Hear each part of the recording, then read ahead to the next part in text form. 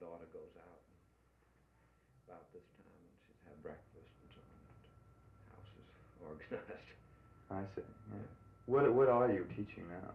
Well, I'm teaching one of these poetry writing classes, and then a course in the novel. A course in the novel as well. The novel is called Practical Criticism, and it's a course I teach every year, but the material changes. It could be anything from Russian short stories, Baudelaire, Yes. study of the new critics, fiction, and I just do different things that I happen to be reading. Yes, I'd heard about the writing class because I think that Anne Sexton, whose work I've read, has been in it or is now in it. Yeah. And is it a large? It's about 12 people, and that's what it's, sometimes a little higher, and sometimes a little less, and now we get over 15. See, how long have you been teaching? Oh dear, since 1950 at Iowa, off and on, and I see. But fairly steadily since then. Has your teaching over the last few years meant anything to you as a writer? I ask because it's meant a lot to me as a human being, I think, and it's entirely different from writing. You're always up to it, I think, or more or less up to it, and it can be done. There's no question of its clogging and not coming, and it's much less subjective, and it's a very pleasant pursuit in itself. And the kind of teaching I do with their conversational classes, their seminars, and if the students are good, which they've been most of the time, it's extremely entertaining in itself. Yes. Now, I don't know what it has to do with writing. You review a lot of things that you like, and you read things you haven't read or haven't read closely, and read them aloud, go into them much more carefully than you would otherwise, and that must teach you a good deal, but there's such a jump, I think, from teaching to writing. Do you think there is any point in this question so often raised of whether the academic life does in some way block up the writer-professor's sensitivity to his own intuitions, particularly, say, his newfangled or outrageous and therefore particularly valuable intuitions? This is the argument usually forwarded by people who aren't teaching, of course. I think it's impossible to give a general answer that it would be each case, and almost all the poets of my generation, the best ones, teach. I only know one, Elizabeth Bishop, who doesn't, and yes. So I think that they do it for livelihood.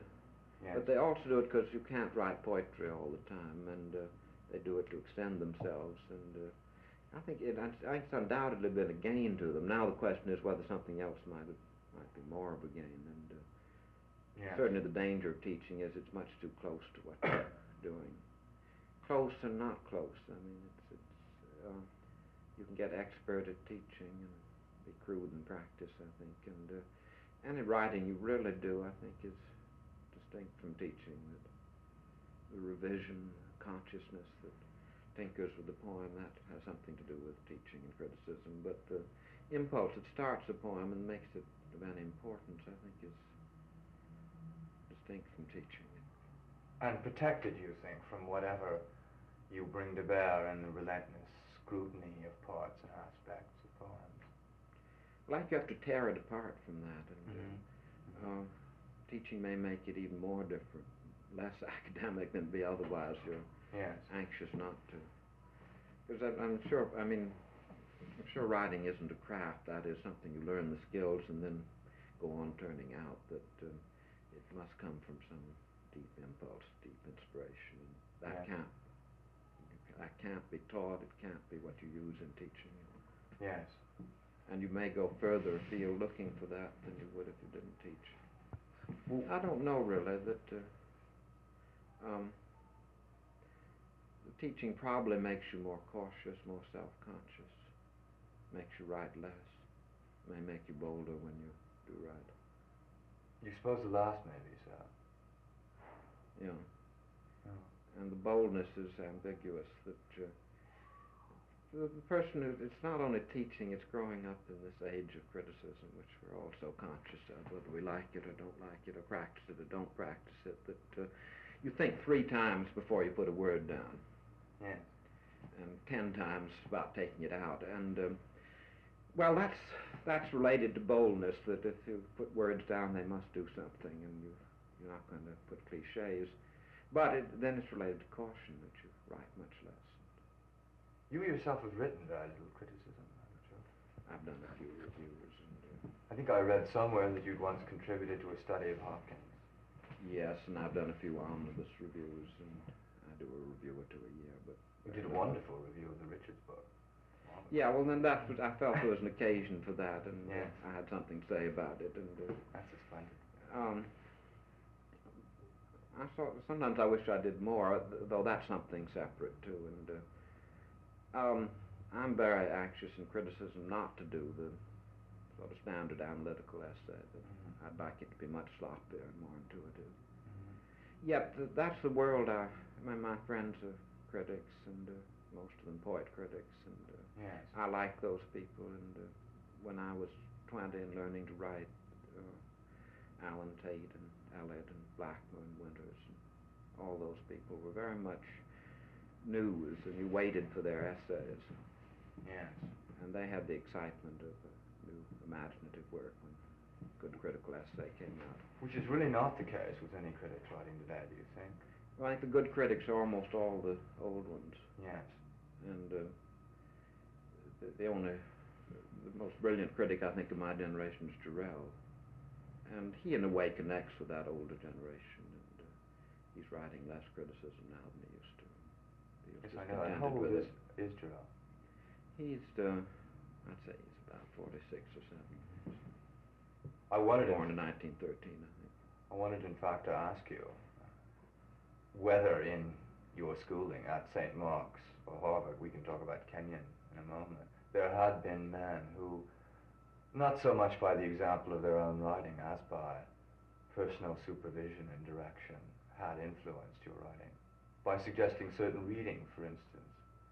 Well, I started writing that my school had been given a Carnegie set of art books, and I had a friend, Frank Parker, who was painting, and he had great talent as a painter, but he'd never done it systematically. And we began reading the books and histories of art and looking at reproductions and tracing The Last Supper, tracing paper, and studying dynamic symmetry, and learning about Venetian color, and learning about Cézanne and so on. And I had no interest in painting, but that study seemed rather close. And from there I began,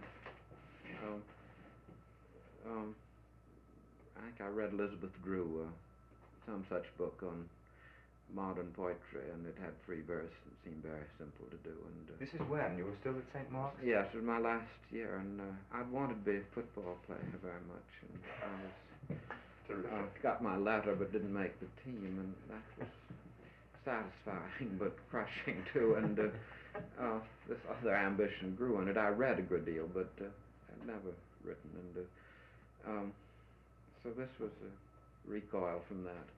Then I had some luck that Richard Eberhart was teaching there. He was teaching. He wasn't in the school as a No, he was student. a young man about 30, and he was teaching. I never had him in class, but I used to go to him, and he'd read aloud, and we'd talk. He was very pleasant that way, and he'd smoke honey, scented tobacco, and read Baudelaire and Shakespeare and Hopkins, and it made the thing living, and he'd read his own poems, and I wrote very badly at first, but he was encouraging and enthusiastic, and that probably was decisive. I mean, that there was someone there I see.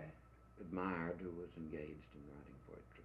I mentioned to you in a letter that I had heard, I can't remember where, that an very early draft, much revised, of The Drunken Fisherman appeared in the St. Mark's magazine. No, that was at Kenyon. It was at Kenyon. That was the poem which, while you were an undergraduate at Kenyon, the review published.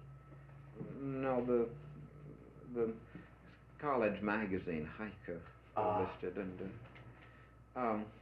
And the poem was very different then. I'd been reading Winters, whose model was Robert Bridges, and what I wanted was a rather disciplined, quiet, classical poem on fishing without any symbolism, and it was in 4-foot couplets and as smooth as I could write. I see. And the review had published, Canyon Review had published a poem of mine, and then they stopped. And this was the one time they said, if you submitted this, we'd have taken it. But though you were submitting other poems to the review? yes, and that poem was rather different than anything else I did. I was reading Hart Crane and Thomas and Tate and Empson's 7 Types of Ambiguities, and each poem was more difficult than the one before and had more ambiguities, and Ransom, editing the Kenyon Review, was impressed, but he didn't want to publish them, and he felt they were forbidding impenetrable poems. But finally did come through.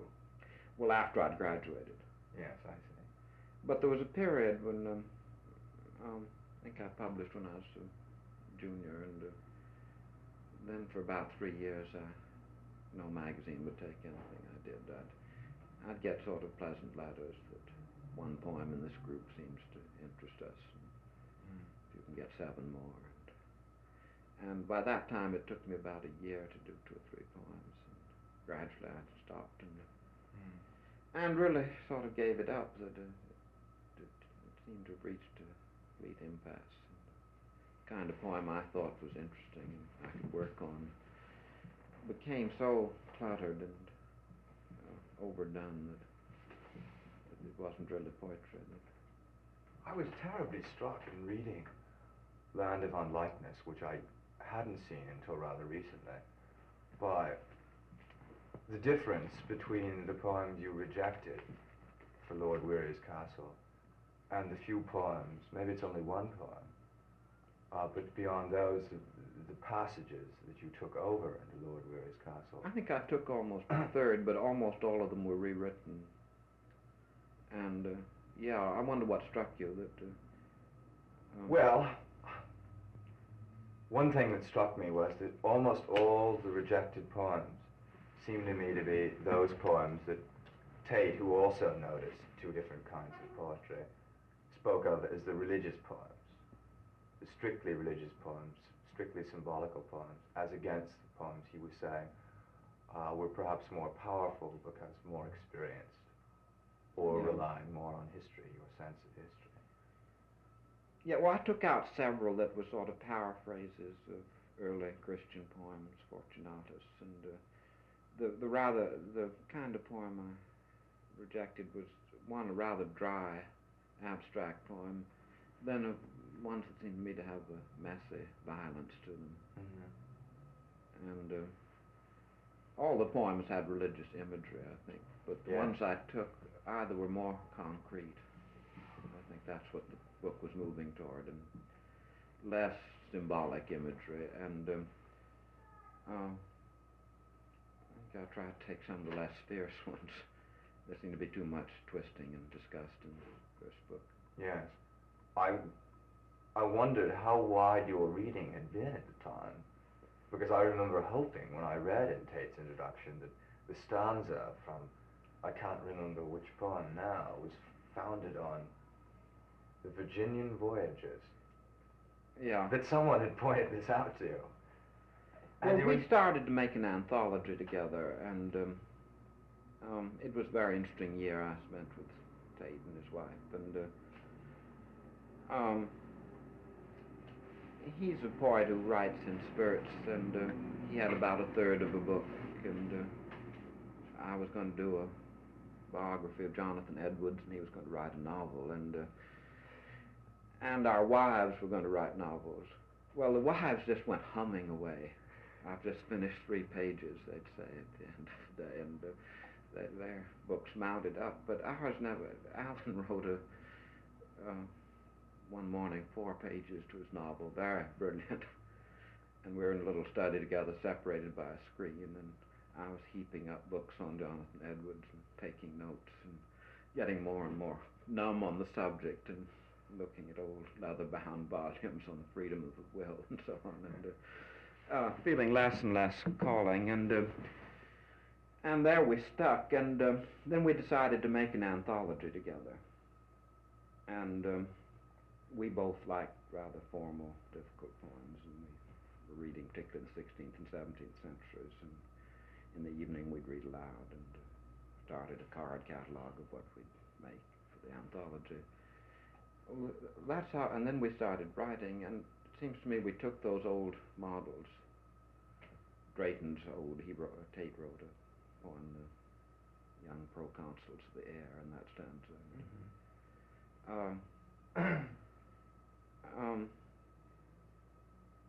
I think there's a trick to formal poetry, that most poetry is very formal, and when a modern poet is formal, he gets more attention for it than the old poets did, and somehow we've tried to make it look difficult.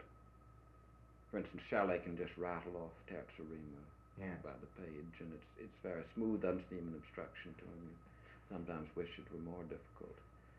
Well, someone does that today, and in a modern style, that he looks so he's wrestling with each line, and maybe pushed into confusion, and is having a real struggle to form and content that the marks of that are in the finished poem, and I think we both felt that, and that we wanted our formal patterns to seem hardship, and something we couldn't rattle off easily. It does seem to me that, particularly in Lord Weary's Castle, there were, in regard to form, two kinds of poetry. One, a poetry moving toward a sort of narrative calm, an almost prose calm. Catherine's Dream would be a good example. The two poems on text by Edwards would be rather good examples. A Ghost would be another. And on the other hand, poems in which the form was insisted upon in the poem itself, and where the form, all the things that seem characteristic of your poetry at the time, the enjambments, the rhyming, the couplets, of course, seemed willed, seemed forced, so that you got things coming out under terrific pressure. There was this terrific logjam of stress, meanings, strands. I know one contrast I've felt, and it takes different forms at different times, that the ideal modern literature seems to be the novel, and certain short stories, and maybe Tolstoy would be the perfect example. It's imagistic, it deals with all experience, and there seems to be no conflict of the form and content. And to get into poetry, that kind of richness of material, and that can use all your experience and rather simple descriptive language, yet have human beings in it. Then the other side of poetry, that's compression and something highly rhythmical and perhaps wrenched into a small space, and well, both. I mean, I've always been fascinated by both those things. That the getting on one page in a few stanzas, get it all done in as little space as possible, revised and revised, so that each word and rhythm is not perfect, but pondered and wrestled with, and which you can't do in prose very well. You never get your book written. And yet that fullness of experience that the prose writer gets.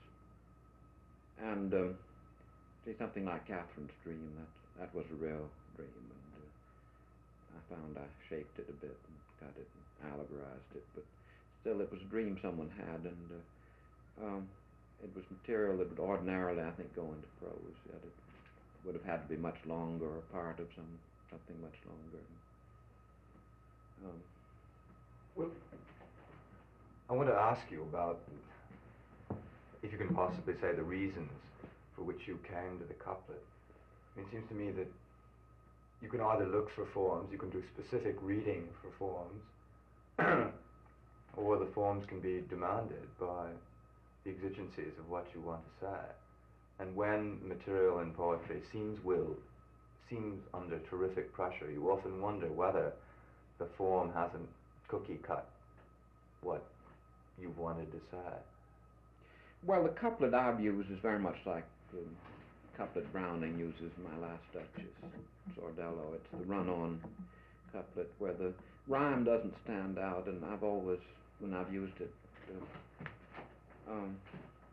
tried to give the impression that the rhyme word was, I had as much freedom in choosing that as I had any of the other words. Yet they were almost all perfect rhymes, and maybe half the time there'd be a pause after the rhyme, but still, to get something as fluid as prose, where you wouldn't notice the form, yet looking back you'd find that great obstacles had been gone over. And the couplet is pleasant in this way that, I mean, once you've got your two couplets, then that's done, and you go on to the next. You're not stuck with the whole stanza to round out and build to a climax. And, well, I mean, a couplet can be a couplet, or you can split it and make it one line, or you can go on for 100 lines. Any sort of compression or expansion is possible, which you couldn't do in a stanza. I think a couplet's much less lyrical in a stanza, closer to prose.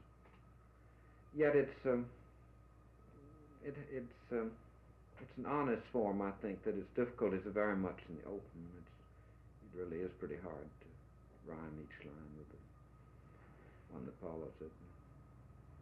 Well, I wondered, in the by now so much spoken of change of style, live studies, whether you hadn't been in some way working away from that compression, that pressure, by way of, say, Catherine Stream, kind of prose clarity. Yeah, by the time I came to life studies, and I'd been writing my autobiography and also writing poems where I broke the meter more, and I'd been doing a lot of reading aloud, and I went on a trip to the West Coast and read for 14 days, at least once a day and sometimes twice. And more and more I found I was simplifying my poems. If I had a Latin quotation, I'd translate it into English. If adding a couple of syllables in a line made it clearer, I'd add them. And I'd make little changes, just impromptu as I read. And, well, that seemed to improve the reading. Can you think of a case in which you added a couple of syllables to otherwise regular lines? Well, there were usually articles of, I mean, preposition of the and things like that, and I didn't change the printed text. It was just done for the moment, and they were very slight little changes. And why did you do this? Just because you felt the most important thing was to get the poem? Would get it over, yeah. And so I can't have a sort of disrespect for the tight forms. If you could make it easier by adding syllables, why not? And then when I was writing life studies, a good number of the poems were started in very strict meter. And I found more than the rhymes, the regular beat was what I didn't want. And I have a long poem in there about my father called Commander Lowell, which actually is largely in couplets. But I originally wrote it in perfectly strict 4-foot couplets, and well, that form, it's hard not to have echoes of Marvel, and that regularity just seemed to ruin the honesty of sentiment. And it became rhetorical and said, I'm a poem, and I found taking it out, though it was a great help having this original skeleton. So I could keep the couplets where I wanted them and drop them where I wanted them, and it'd be this bit of form to come back to. Had you originally intended to handle all that material in prose? Yeah. And then found that you simply Well, I wanted found it got awfully tedious working out transitions and putting in things that didn't seem very important but were necessary for the prose continuity. And also I found it hard to revise, that cutting it down in small bits, I could work on it much more carefully and make fast transitions. Would you all like some coffee? Thank you. Why don't we Let me bring you back again to Harvard. I find I'm not following this line of questioning at all. I wanted to ask you about your Yeah, I time in- wanted to make another point, if I could, on this business of form and content. That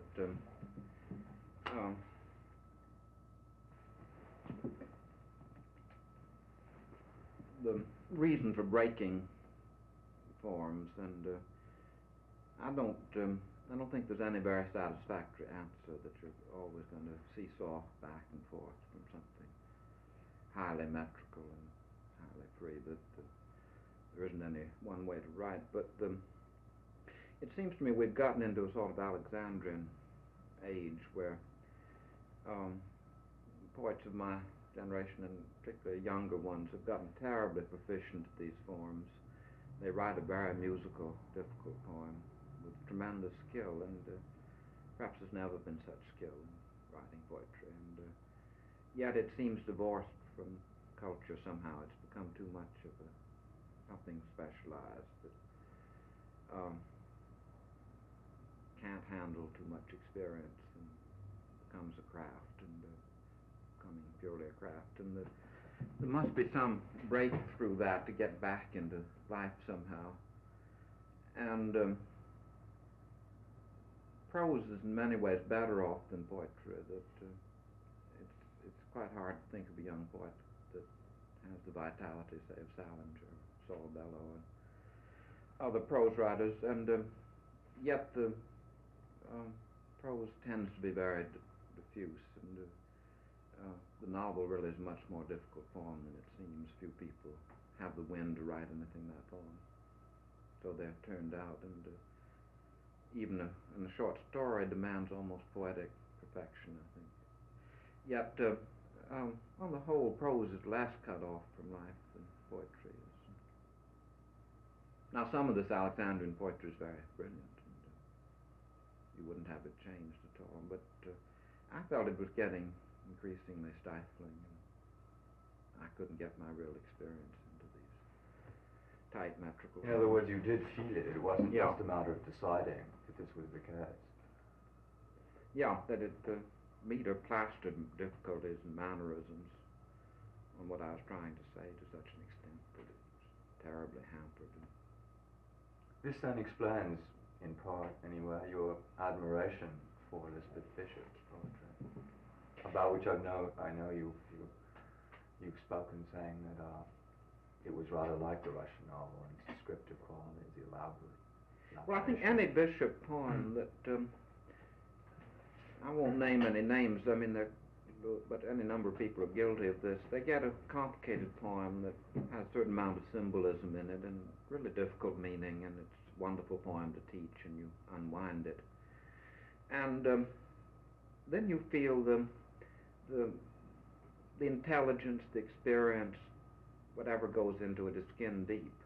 Now, with Elizabeth Bishop, when she writes a poem like her Man Moth, a whole new world is gotten out there, and you don't know what will come after any one line. It's exploring, and it's as original as Kafka, say. She's gotten the world. It's not just a way of writing.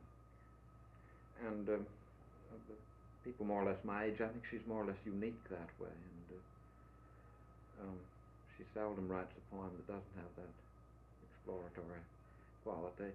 Yet it's very firm. It's not like beat poetry. It's all controlled, and there's no just messy pouring out anything that comes. What about Snodgrass? This also would help explain your feeling that here was freshness. Yeah, and he did these things before I did, really, though he's younger than I am and had been a student that and may have influenced me. I mean, people have suggested the opposite, but here was someone who'd spent 10 years at University of Iowa going to writing classes, being an instructor, and rather unworldly, making but very little money, and specialized, talking to other people, writing poetry, and obsessed, you might say, with minute technical problems, and rather provincial experience. And then he wrote about just that. I mean, I mean, the poems are about his child, his divorce, and it's in Iowa City, and it's a Dr. Spock child, and all handled in exquisite little stanzas. And I believe that's a new kind of poetry he was a good deal more difficult when he began.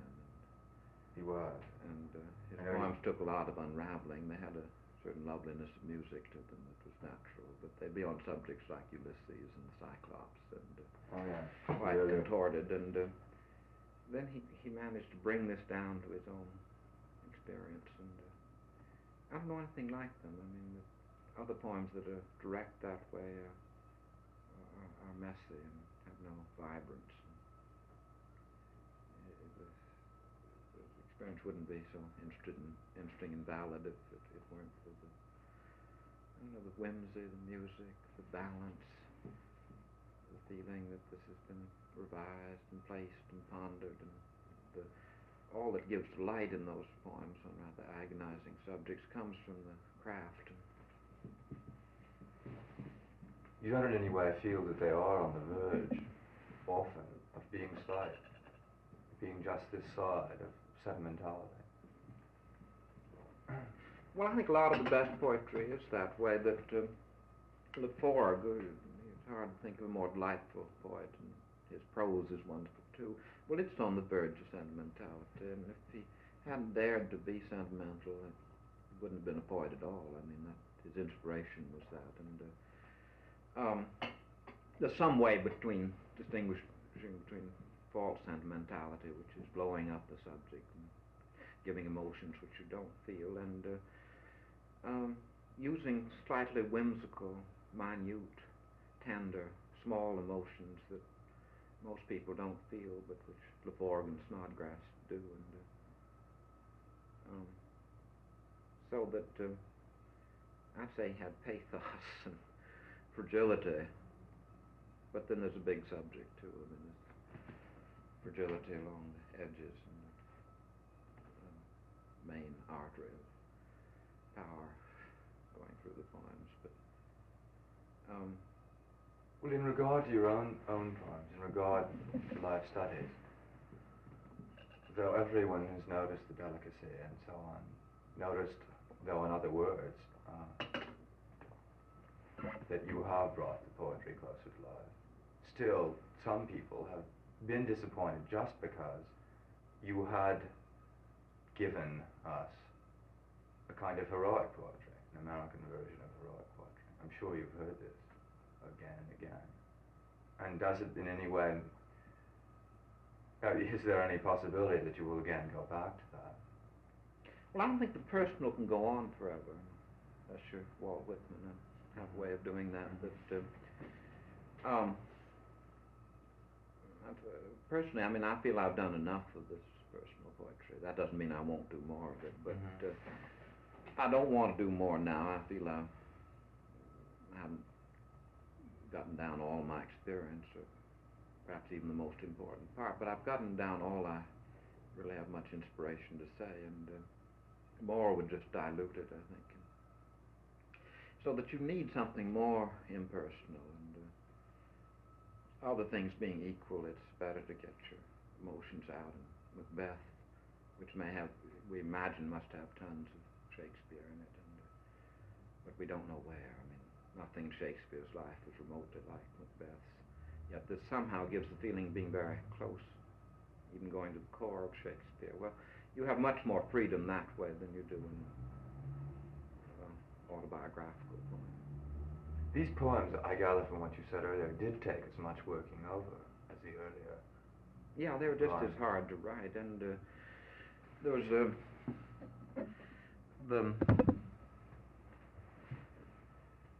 they're not always factually true. I mean, there's a good deal of tinkering with fact and selecting, and it's bound to be untrue because you can leave out a lot and emphasize this and not that, and your actual experience is a complete flux with long gaps between it and a rather dense little poem.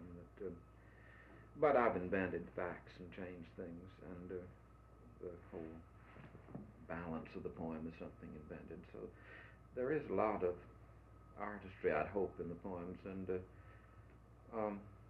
yet there's this thing that if a poem is autobiographical, any kind of autobiographical writing, that, this is true of historical writing, there's a trick of you want the reader to say this is true, and you've won a great deal. If something like Macaulay's History of England, you think you're really getting William III. Well, that's like a good plot in a novel. So that there was always that standard, which you wouldn't ordinarily have in poetry. That you're getting the real Robert Lowell, I think. Well, what about the Boston Arts Festival poem, for instance? A commissioned poem. Is this going? Well, fortunately, there isn't. I mean, they just say a new poem. Oh, I see. And so that you won't be writing an ode for Boston. Well, the only thing I've got I don't feel very happy about it is a poem called The Drinker, which isn't autobiographical at all, but it's not in any way a merry subject. So that you suppose you may turn up something between now and then. Yeah. The trouble is, when I used to write about statues in Boston history, that would have been perfect for public garden ode, but I don't write that way anymore. Yes. And can't use George Washington statue anymore. Is Christmas Eve under Hooker's statue, or do you consider Christmas Eve under Hooker's statue a rewrite of that Park Street poem in Land of Unlikeness? No, but it's a rewrite of a longer poem in Land of Unlikeness. I think it was 7 stanzas, or at least 5, and I cut out a lot, and it was one of the most seamy, obscure, strenuous poems in the book, and in the same meter, but and I tried to make it more balanced and gay, and it isn't a very joyful poem, but it's more so than it was, and it got lost in a sort of bog of its own complexity, I felt, for the first version. Well, I want to ask you about this business of taking over passages from earlier poems and rewriting them, modifying them, applying them in new contexts. I think particularly of the passage at the end of Cistercians in Germany, which you rewrote into those wonderful lines that end at the Indian killer's grave. Yeah. At first it's Bernard, and then it's Mary. Doesn't this imply, I know that Hart Crane did this sort of thing. I know that he took early scraps and rewrote them a great deal. But doesn't this imply some theory of poetry which is very definitely, in any case, not romantic? Well, I don't know. It's such a miracle if you get lines that are halfway right. That it's not just a technical problem. It's something you must mean a good deal to you, and all your poems, in a sense, are one poem, and there's always the struggle of getting something that balances, that comes out right, that all the parts are good, and that has experience that you value, and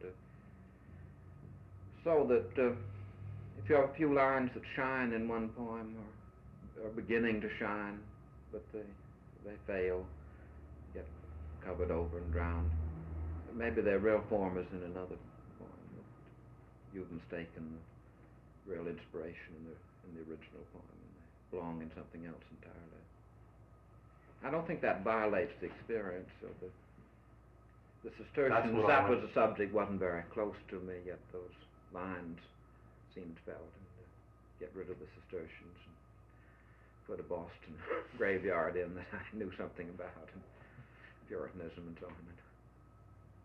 But in the case of Crane, where Crane has taken earlier scraps and then applied them in Ode to an Urn, a poem written for a close friend, isn't it difficult to say that the original lines, well, you can't say in the first place that the original lines, when written and perfected, were applied to the final subject? No, and I think you always bring over some unexplained obscurities, that something that was clear in the original poem just seems odd and unexplained in the final poem, and I don't know about that. I mean that it can be quite bad, of course, but you always want. I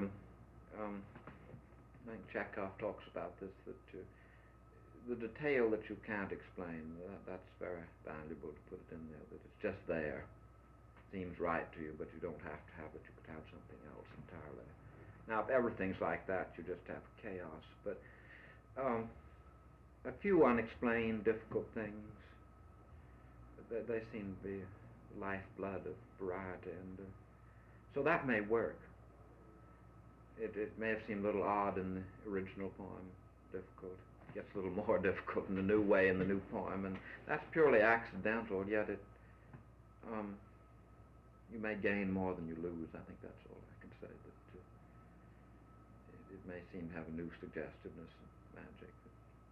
Do you revise your poems a very great deal? Yeah, endlessly. Endlessly. Well, in regard, for instance, to your almost consistent use of an idiom or a very common phrase, either for the sake of irony or to bear more meaning than it's usually customarily asked to bear. Do you often look around for that common phrase or idiom?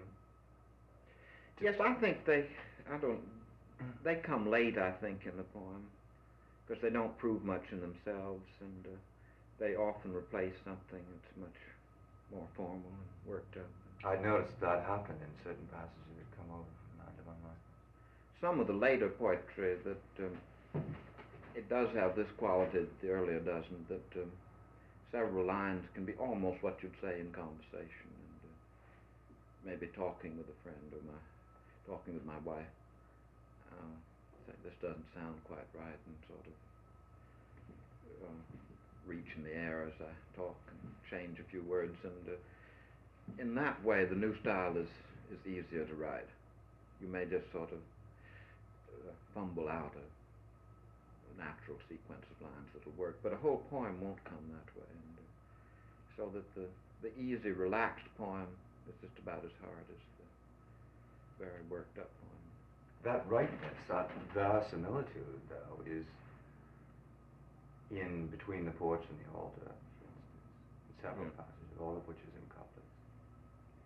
But those, writing in meter, I find the simple lines never come right away, or the work, nothing does. I don't believe I've ever written a poem in meter where I've, in the final version, kept a single of the original lines. Usually when I was writing that kind of poem, I'd write it out in blank verse, and then put in the rhymes. Oh, really? And then I'd change the rhymes, of course, a lot. Yes. And did you ever go so? most I could hope for would be the rhymed version wouldn't be much inferior to the blank verse version. Then the real work would begin to make it something much better than the original, with the difficulties of the meter. Have you ever gone so far as Yeats and written out an argument, or written out the argument and then set down rhymes? Well, some of the late poems I've written out prose versions, and then cut the prose down and abbreviated it. But and that only works when you really work on the prose. That a rapidly written prose version of a poem doesn't seem to do much good. That too little pain has gone into that. But one you've really worked on and perhaps tried to make stand as a piece of prose, that's bound to have phrases that are invaluable to you in the end. And it's a nice technical problem. How can you keep these, get them into your something rhythmical? Yes. Do you usually send off your work to friends for criticism before publishing it? Oh, I do it less now. I used to always do it to Terrell, one or two other people. But I take whoever's around. Last year I did a lot of reading with Stanley Kunitz, and we discussed versions. With the time you were writing the poems for Lord Weary's Castle, or earlier when you were doing Land of Unlikeness, did it make a difference to you whether the poet to whom you were sending your work was a Catholic? I don't think I ever sent any poems to a Catholic. I'm trying to think that person I was closest to then was Alan Tate, and who was not a Catholic at the time. he wasn't a Catholic at the time, and then later it became Jarrell, and he wasn't at all Catholic, and my two close Catholic writer friends, prose writers, J.F. Powers and Flannery O'Connor, and they weren't interested in the sort of technical problems of poems to be critics. So the answer is that you didn't seek Catholic writers to whom to submit? Yeah, I don't think I ever had a Catholic critic, but I had lots of Catholic friends and ones who read my poems and I talked with, but none that made very many suggestions that were much use to me. So that you feel that the religion is the business of the poem when it's in a poem, not at all the business of... Shouldn't be, should it? That, I mean, that the religion ought to have some objective validity, I think, and but by the time it gets into a poem, it's, I think it's so mixed up with technical and imaginative problems that the theologian, the priest, the serious religious person isn't too much use. The poem is too strange to him for him to feel at home and make any suggestions. What does that make of the religious poems as religious exercises? Well, it at least makes this, that the poem tries to be a poem, not a piece of religious testimony, and which wouldn't be art. That I think there is a drawback, and it seems to me that any poem, but maybe particularly a religious one where there are common interests, that other intelligent people who are not poets, their opinions ought to be useful, and there's an independence to this not getting advice from religious people or outsiders, but also there's narrowness, and I mean, a lot of question whether these poems are religious. Do they just use religious imagery, and what is your answer to that? I really haven't any idea, and I mean that the later poems don't use religious imagery, they don't use symbolism. In many ways, to me, they seem more religious than the early, where they're full of symbols and references to Christ and God and so on. Well, when, for instance... Because I'm sure the symbols and the Catholic framework didn't make the poems religious as experience, and now I don't feel experience exactly changed very much. It seems to me it's clearer to me now than it was then, and it's very much the same sort of experience that went into the religious poems, same sort of struggle and light and darkness and flux of experience and so on, and the morality seems much the same, but the symbolism's gone, and you couldn't possibly say, well, this man, what creed he believed in and so on, and I wonder myself often, yet what made the early poems valuable seems to be some recording of experience, and that seems to be what makes the later ones, and I'm not sure that the experience is very different. Well, then doesn't this inevitably mean that the poem does have some integrity and can have some beauty apart from the beliefs expressed in the poem? It can't have apart from the beliefs? It can have. Yeah, and I think... integrity and value, loveliness and so on. Well, I think it can only have integrity apart from the beliefs, that no political position, religious position, position of generosity or anything like that could make a poem good.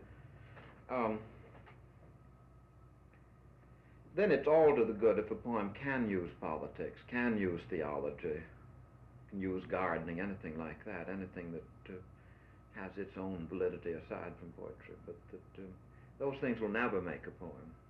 Well, of course, the difficult question is whether when the beliefs as expressed are noxious, as in the Pizan cantos, the poem itself can, as a whole, be considered to be beautiful?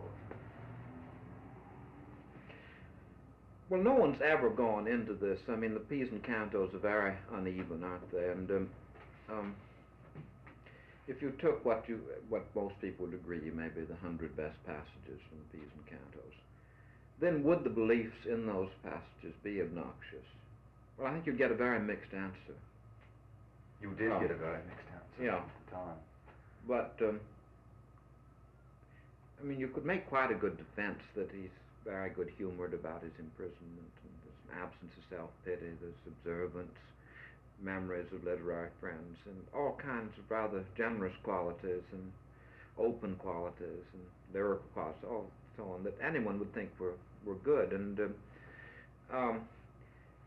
even when he does something like the death of Mussolini, people debate about that passage that opens the P's and cantos, and I've talked to Italians who are partisans and very anti-Mussolini, and they said this is the only poem on him that's any good. And that Pound's quite wily often, and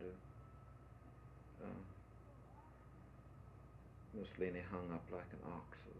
Brutal. Yeah. I don't know if you could say the beliefs are wrong there or not, but then there are other now. The thing in Eliot that's all the Jew spelled with a small J and Urantian. And it's always mentioned that it's spelled with a is small that J. anti-Semitism or not?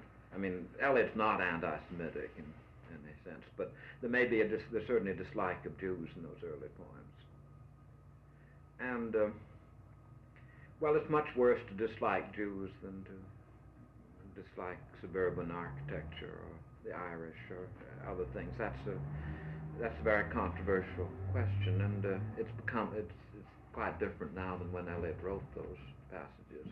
But does Eliot gain in the sort of fierceness of writing his Jew with a small J? And I think he probably does. Yeah. But I think at the same time, that question, he says, you write what you have to write, and in criticism you can say what you think you should believe in. But so very ugly emotions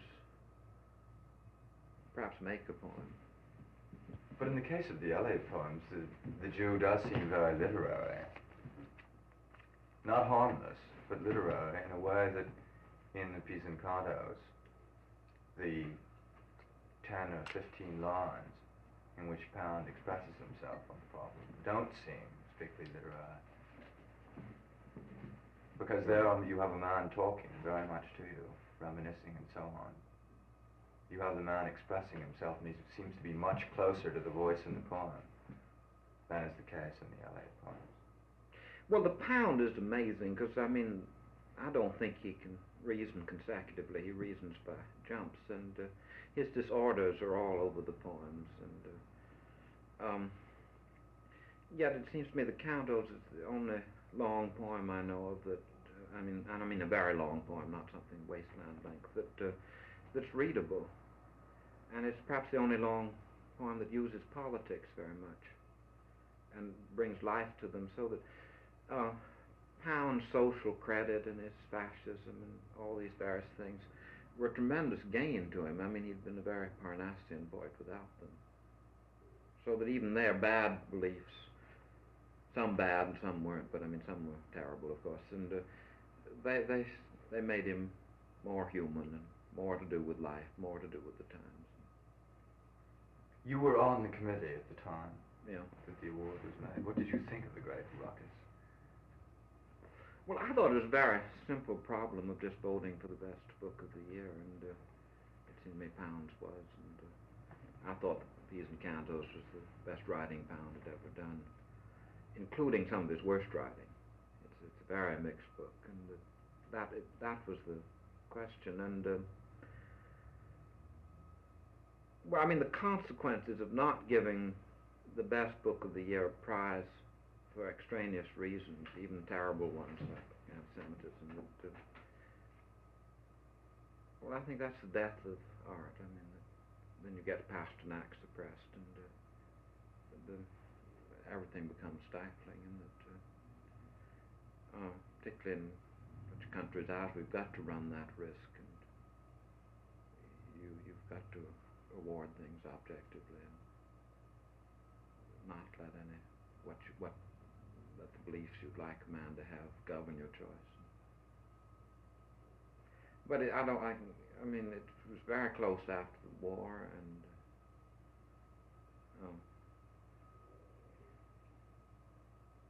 I think anyone might feel that poetry prize is a trifling thing compared to the extermination of the Jews.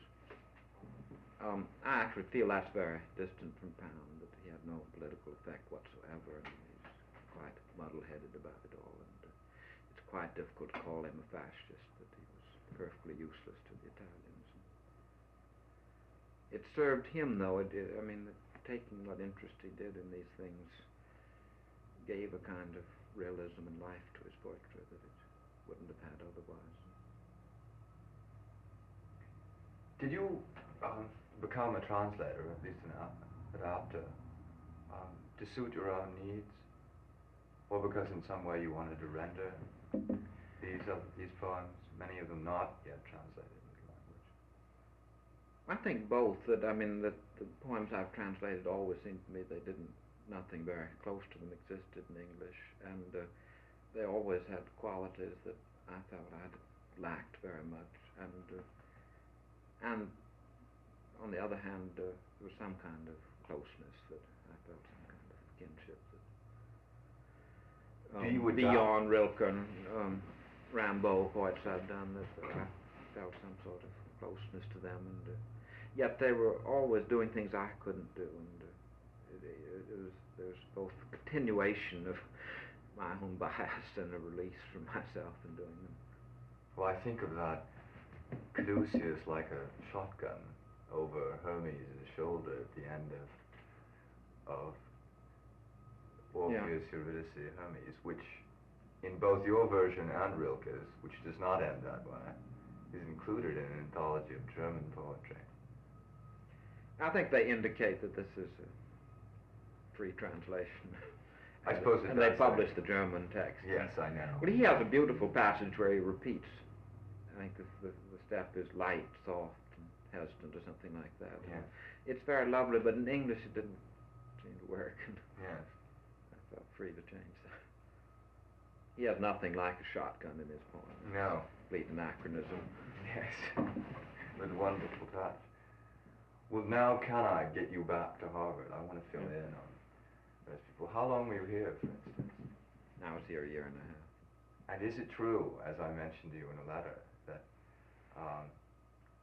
you tried out for the Harvard Advocate and were forced to do all the dirty work, sweeping floors and so on, and then were turned down? Well, I nailed a carpet down, and I forget who was the editor then, but he was a man who wrote on Frost, and at that time people who wrote on Frost were quite different from the man who writes on Frost now, that he tended to be someone with conservative tastes. And I wasn't a very good writer then. Perhaps I should have been turned down, but I was trying to write like Carlos Williams, very simple free verse imagistic poems, and I had a little group I was very proud of, and they were set up in galleys, and I left Harvard, and then they were turned down. Oh, I see. So I wavered. Did you know any poets at the time? Had you? Well, I had a friend, Harry Brown. Do you know his work? No, I don't. He writes the dialogue for movies, and done quite a few movies. He's at Hollywood for years, and but he was a terribly promising poet. He came to Harvard with a long correspondence with Harriet Monroe, and was just much more advanced than anybody else. And he could write in the style of Auden or Webster or Eliot and Crane, and he'd never graduated from high school. He wasn't a student, and he was the person I felt closest to, and my other friends weren't writers. Had you not met any older poets? Frost, for instance, who must have been around. Well, I'd gone to call on Frost with a huge epic, and on the First Crusade, and all written out in clumsy longhand on lined paper, and he read a page of that, and he said, "You have no compression." And he read me a very short poem of Collins, "How Sleep the Brave," and he said, That's not a great poem, but it's not too long. And he was very kindly about it, and then he, his point about the voice coming into poetry. And he took a very unusual passage for that, the opening of Hyperion. And it's the line about the naiad, something pressing cold finger to her cold lips, wouldn't seem like a voice passage at all. He said, now this comes alive here. And that was sort of revelation to me. I mean, what impressed me was the big Miltonic imitation in Hyperion. And I don't know what I did with that, but that vibrated in me. And I realized I was diffuse, monotonous. What decided you to leave Harvard and go to Kenya? Well, I had acquaintance Merrill Moore, who'd been at Vanderbilt and a fugitive, and he said I ought to study with a man who was a poet, and he was very close to Ransom, and the plan was that I'd go to Vanderbilt.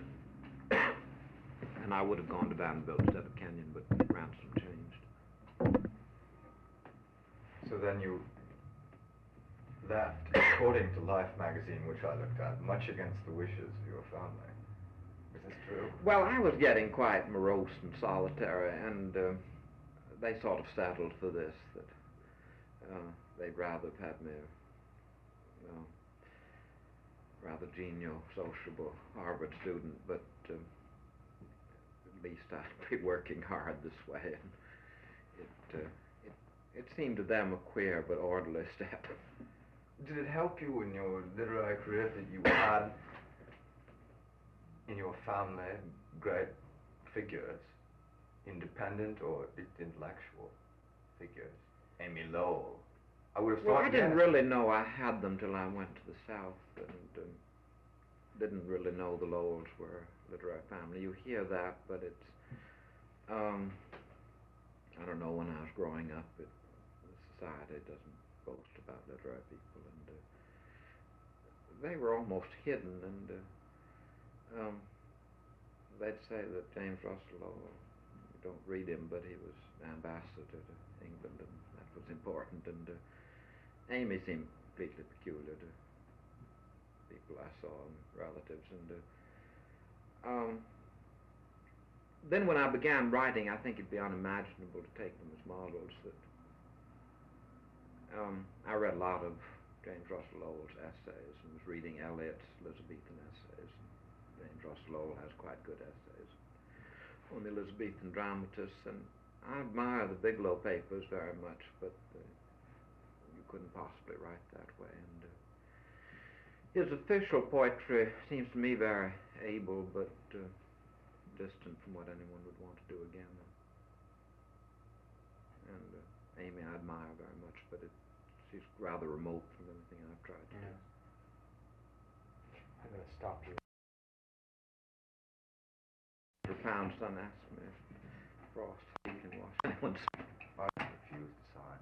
I also heard the document they eventually sent to the Attorney General was sent, I guess, after Faulkner had signed it to Eliot, and Eliot repunctuated the whole thing.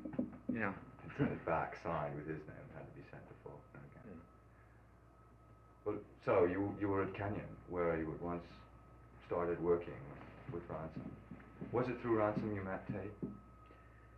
I met them at the same time, and I actually stayed with Tate before I knew Ransom very well. And were you really staying in a pub? I might say another way I met all those people. Ford Maddox Ford, the English Yes, novelist, was here, and I was... He was there at the time? Yeah.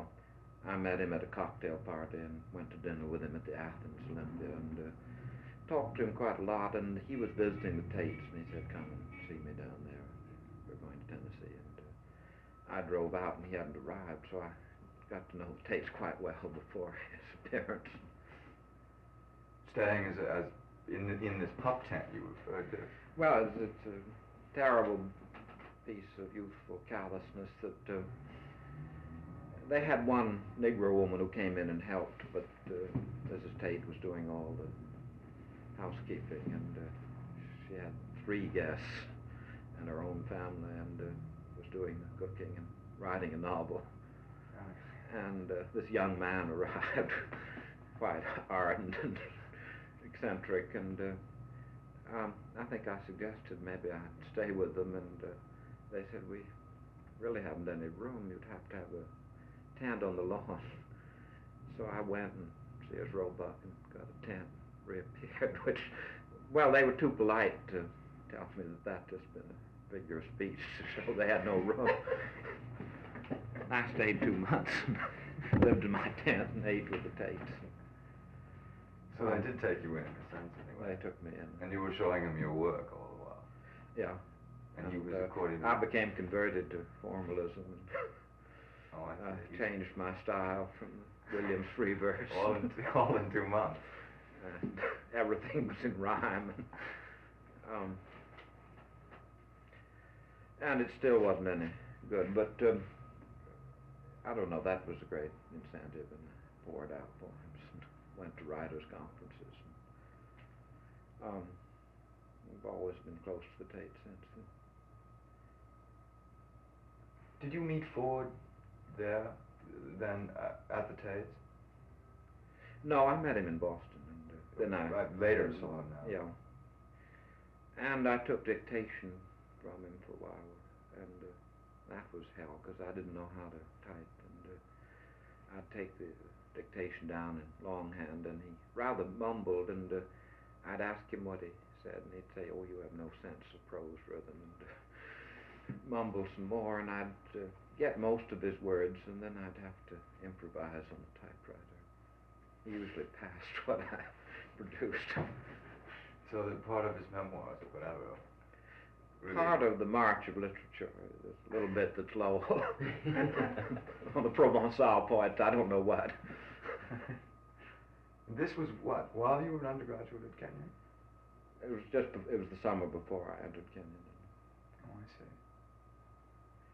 And then the first book came out in '44, right after the war. Yeah. And almost all those poems had been written from the time of your graduation. They're almost all written in the year I spent with the Tates. And some of them were earlier poems rewritten. And I think becoming Catholic convert had a good deal to do with writing again, that I was much more interested in being Catholic than being a writer for a while, and for a couple of years, and had no intention of writing, but that was my main interest, and I read Catholic writers, and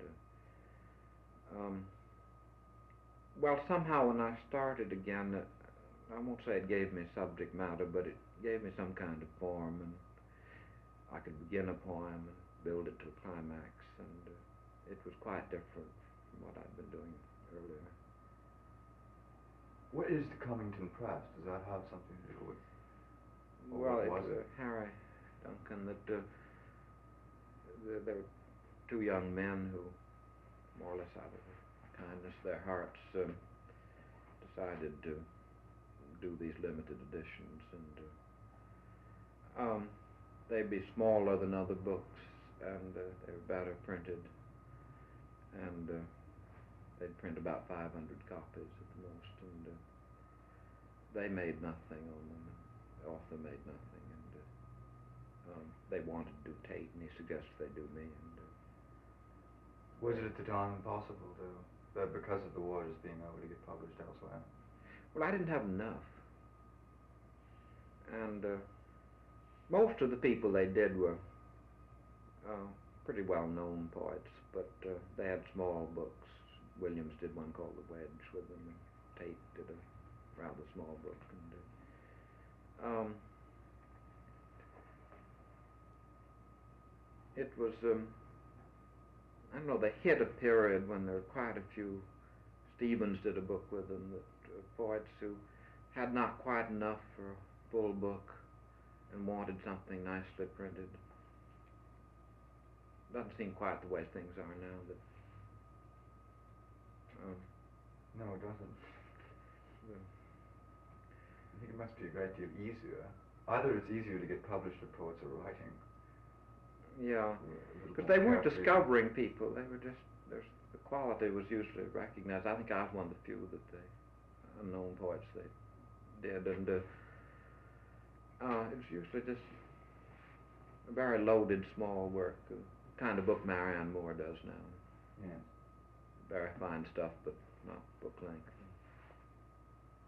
Have you ever submitted to the New Yorker or the Atlantic? There seemed to be a I very think I few- may have given something to the Atlantic on Santa Ana, I forget, and New Yorker I haven't. And Well, I because think the you- New Yorker does some of the best prose in the country, and Yes. in many ways much more interesting than the quarterlies and little magazines. But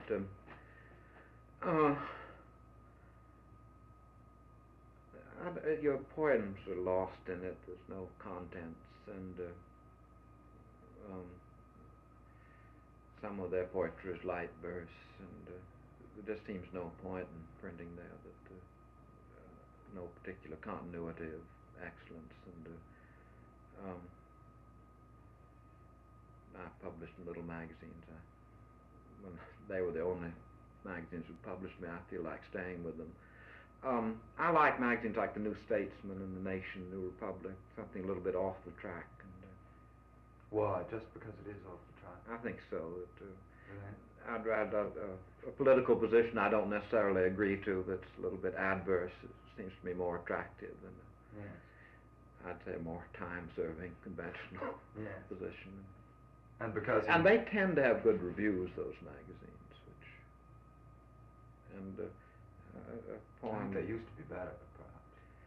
Yeah, well, the Nation's quite good now, I think, Mhm. with Rosenthal. And because you know that your things are inevitably coming out in book form, you don't much care about reaching such a large audience Yeah. at the outset. What about your association? Though it may be, I mean, even if your book sells well, it just sells a fraction of what something in Harper's or the Atlantic or New Yorker reaches. Yet you don't You especially sell care 10,000 copies, that's a big sale for a book. But Is that what that's the tiny for... Oh, well, I don't know what the last book will be. I mean, it isn't that high yet, but it's going to be Modern Library, so it'll be more than that. But still, it won't be as big as a current popular magazine. But you don't really care about reaching those extra people who in any case... Well, I think you write for a sort of small, Yes, that's right. specialized, ardent, critical audience now. Yeah. And you know, Graves says the poets all take in each other's washing. That's the only responsible audience. Well, there's a danger to that. You get too specialized, but I pretty much agree that that's the audience you do write for. Then if it gets further, that's all fine. But That you can't force, you're saying. Yeah. What about your association with Partisan? Is that somewhat the same thing, or is that through friendship? well, it's friendship, and my sort of religious political position wasn't at all like theirs, but they wanted to publish me in the beginning more than anyone else, and it's the small magazine I prefer the others, and so I've always published more there than anywhere else. I think it gets a better audience than the other magazine. I was asking because I don't know how to put it, but there is a certain in-group quality to those magazines, particularly there. Yeah. Not so much maybe of Partisan. These Partisans seemed a little more open. They've tried to publish Ginsberg. They have published Ginsberg. They have published Corsair, Beats, and so on. But do you think it's a good thing that, for instance, it would have been virtually inconceivable that Partisan Review would have given your last book a bad review, or even a sharp review, not necessarily a bad review? Well, I think no magazine slams one of its old contributors that they've had for years. I mean, there are limits. I think Partisan sometimes has just not reviewed a book when it's someone they liked very much and the reviewer didn't like. But and there are all kinds of they could give a moderated review, but there's variation there. But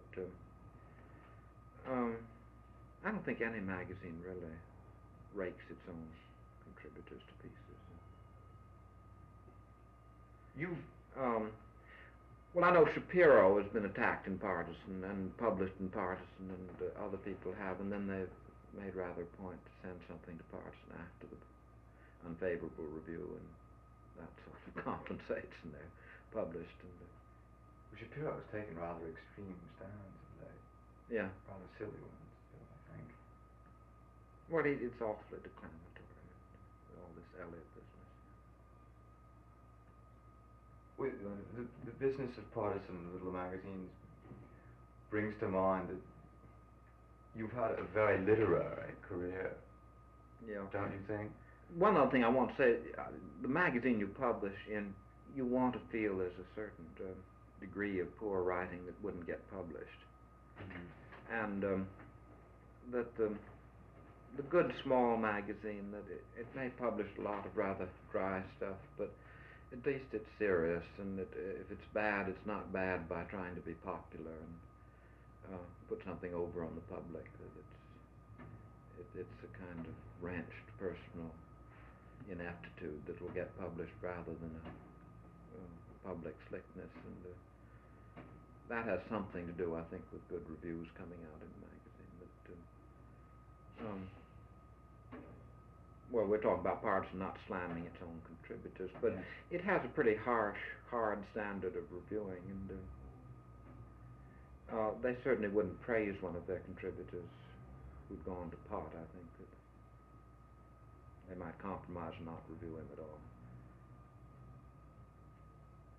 Well, does this tie in with what I just said? Do you think that you have had a literary career? Yes, well, I think I've written entirely for small intellectual groups. And then if it goes beyond that, and then ever so often something will happen. Life magazine? Yeah, then Life magazine tripled the sale of my first book, Lord Wears Cats On. Is that so? Yeah, I think it sold 2,000 or less than that, and then it just zoomed after the Life magazine and the Pulitzer Prize.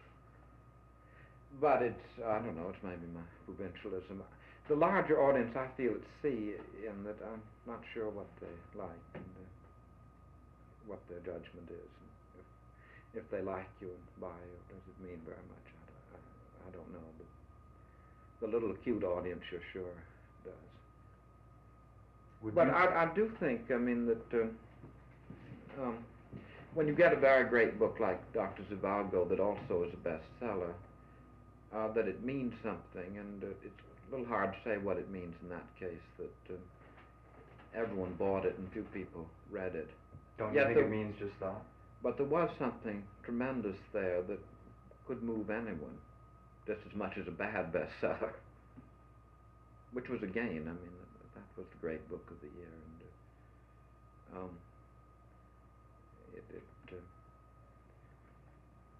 you feel maybe the limited book is limited, small scale, and this bigger appeal.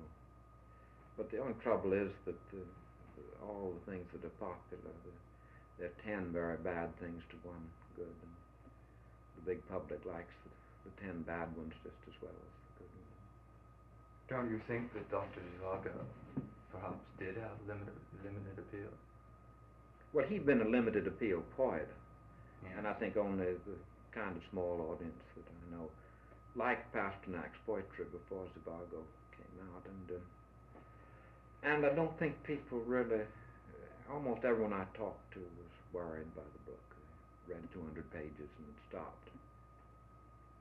Well, now that's an exaggeration. I mean, a lot of unliterary people just loved it, and for good reasons. And you yourself? Yeah, well, I think it's a tremendous thing. I mean, good as Turgenev, right in the big tradition of Russian writing. When did you start translating Pasternak? And do you know Russian? I wondered about that. No, not entirely rewriting other English translations, and seldom even checking with Russian experts. And I want to get a book of translations together, and except for Pasternak, the other people I have read in their originals, but it felt quite free to alter things, and I don't know that Pasternak would look less close than the Italian, where I have studied the original closely. But before I published a book, I'd want to check with a Russian expert. Have you done a great number of translations that haven't been published? Well, I have about 30, and I guess I've published 5 or 6 of them. Of Montale and Pasternak? Yeah. With some more Rilke. Some more Rilke. And some Heine that's coming out. Why, speaking of translations, I wondered, and I think other people have wondered, did you include that group of sonnets in the middle of Lord Weary's Castle? All of them are adaptations, I think. I don't know. I talked over the arrangement of that book with Jarrell, and we felt the book ought to begin rather strongly and end strongly. Then the sonnets are, I suppose they're less ambitious poems than a good many of the others, but perhaps more successful. And maybe half of them were translations and half weren't, and they were extremely free translations, and they seemed a nice little group that would hang together and hold their ground in the middle and be rather forbidding at the beginning and couldn't exist as a climax. And the entirely original sonnets made a sort of bridge from the other original poems to the ones that were translations. Do the poems that begin Life Studies represent the work between Life Studies itself and the earlier Lord Weary's Castle? Well, they're all written earlier than the autobiographical poems, but then they were rewritten often after the autobiographical ones were finished. And they're pretty heavily rewritten, so that they began in an earlier style, and then the rewriting, all the early poems are pretty metrical and strict that way, and I revised them, keeping meter pretty much, breaking it occasionally. But I think a lot of the best things in them came after the autobiographical poems were done. After you came back to them, Yeah. right? Felt less hampered by Yes. form than. But you didn't break them down as much as you had. No, and they seemed to demand meter, and it would just spoil them to take them out of that. You've mentioned Jarrell now several times. Are there contemporaries whose work you particularly admire and whose poetry? Yeah, the two I've been closest to are Elizabeth Bishop and Jarrell, and they're different. I mean, Jarrell's a great man of letters and best critic of my generation, and very informed man. I think he's written the best war poems, and they're a sort of tremendous product of our culture, I feel. And he's the best professional poet, I think, of my generation. And Elizabeth Bishop, it's more personal and more something she did herself, and she writes wonderful short stories, but she's not a critic and has her own tastes, and they may be very idiosyncratic and so on. So there's no effort to be Catholic, and I enjoy her poems more than anybody else's. I like the usual people. I mean, I like some of Shapiro very much, and some of Retke and Stanley Kunitz. You were apparently a very close friend of Schwartz's as well. Yeah, and I think personally I've never met anyone that somehow as much seeped into me as him. It's sort of complicated personal thing to talk about, but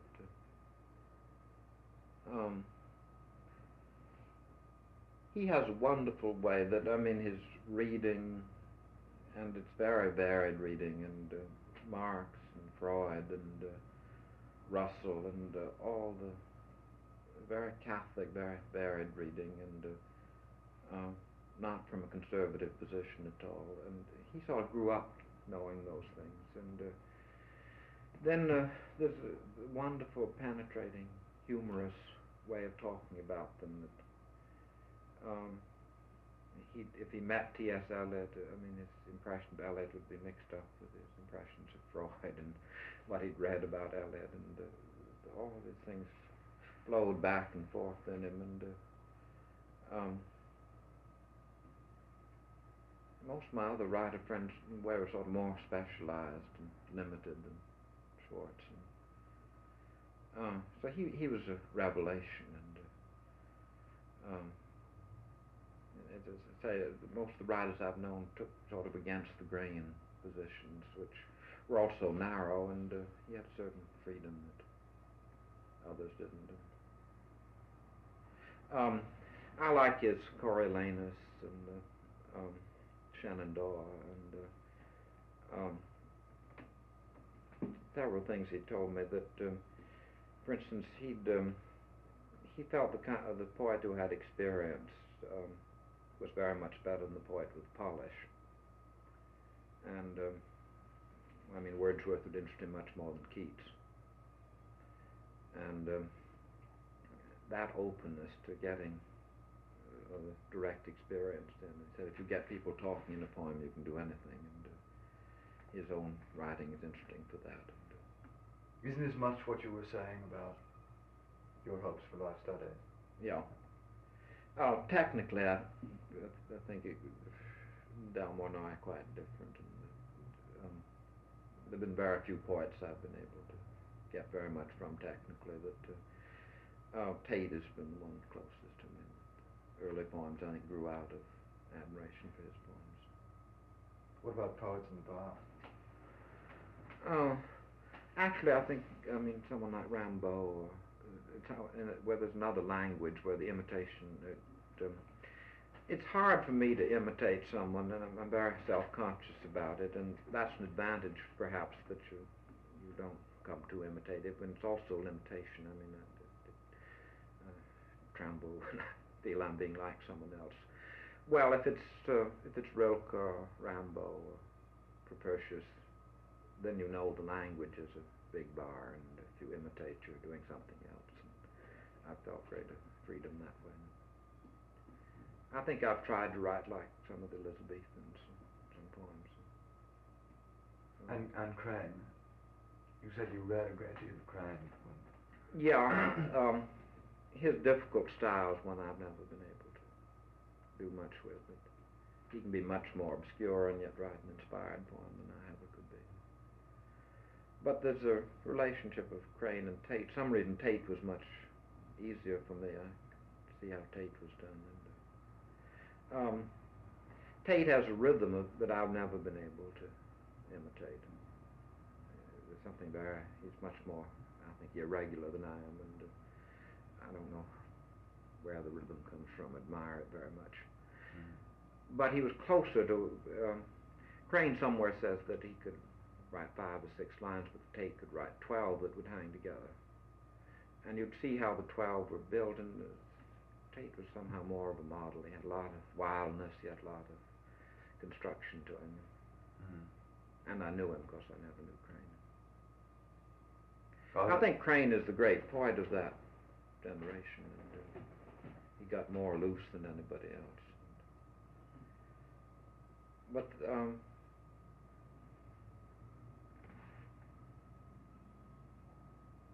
I don't know. I mean, what I envy, not only is the tremendous power there, and he somehow got New York City, and it was at the center of things, and the way no other poet was, that all the chaos of his life, he missed getting sidetracked the way other poets did, and he was less limited than any other poet of his generation. There was a fullness of experience. Well, without that, if you just had his mannerisms, and neither his rather simple writing, which done badly would be sentimental, is of much use, and the obscure writing, it would just be verbal, I think. It isn't with Crane. The push of the whole man is there, but it never worked for me. There does, though, seem to have been something of Crane that got into your work. Maybe it's just that sense of power, and occasionally that sense of thrashing about. Yeah. some kind of wildness and Yeah. order that Yeah. appeals to me, I guess. Yeah. And so I assumed it had come directly from the source, from very close, admiring reading. When I wrote difficult poems, they weren't meant to be difficult. I don't know that Crane meant his to be about. I want them to be loaded and rich, but I thought they were all perfectly logical.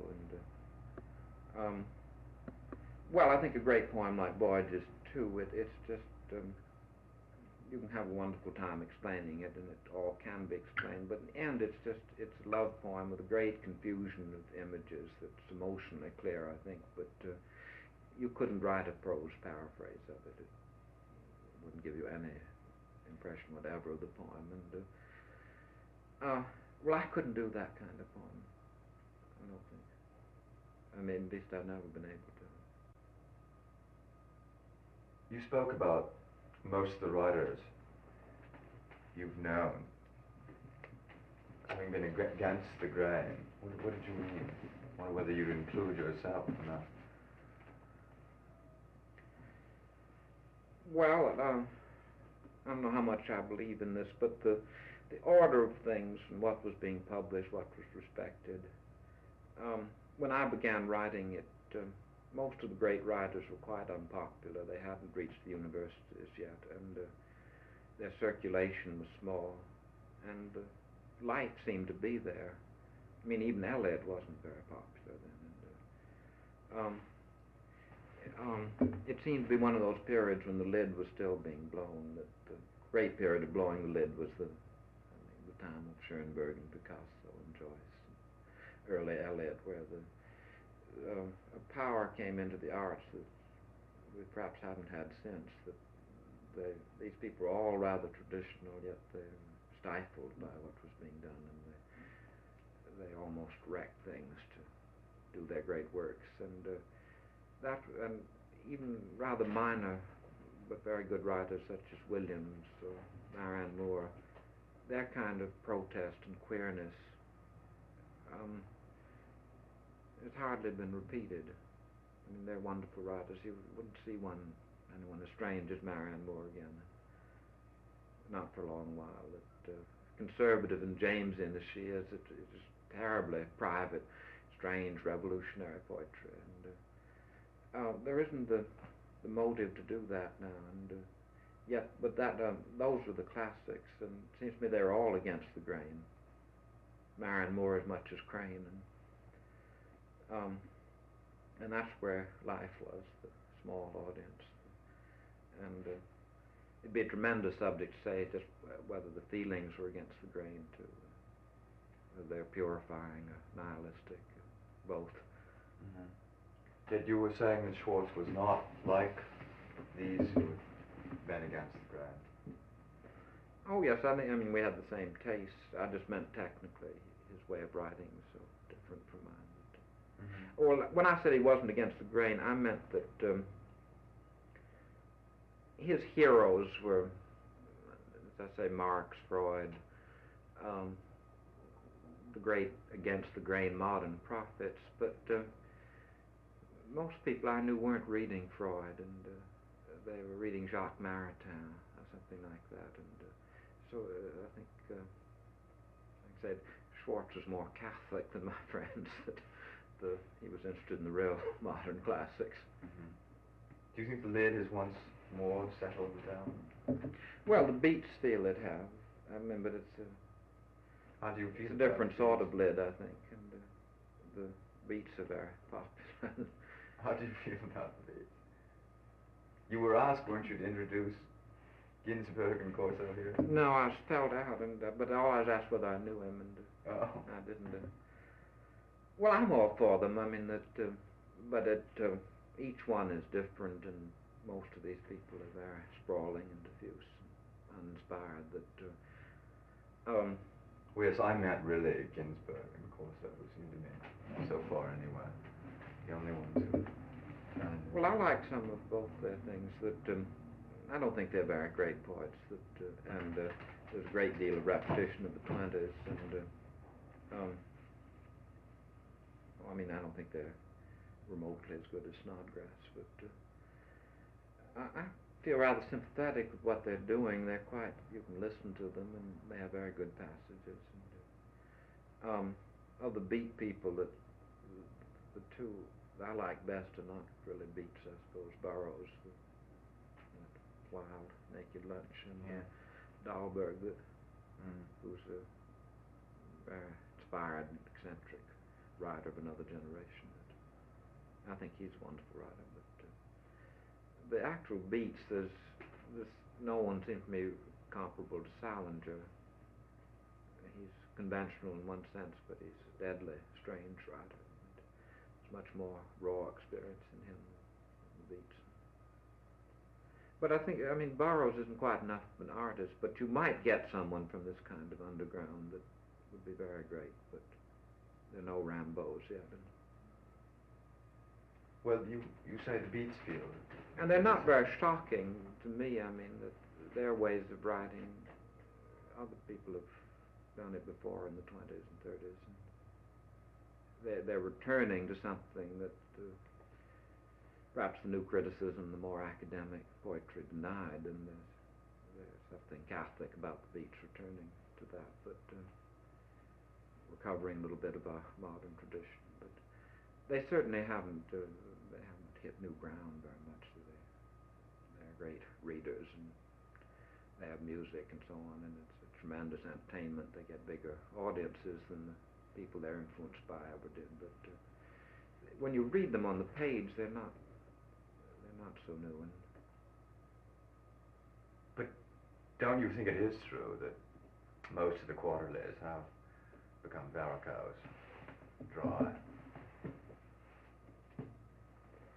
Well, there are an awful lot of quarterlies, and you can't have very much good writing every quarter. And I don't think they. Some of them wouldn't publish the beats at all, and the Big Table is more interesting probably than the Sewanee Review now,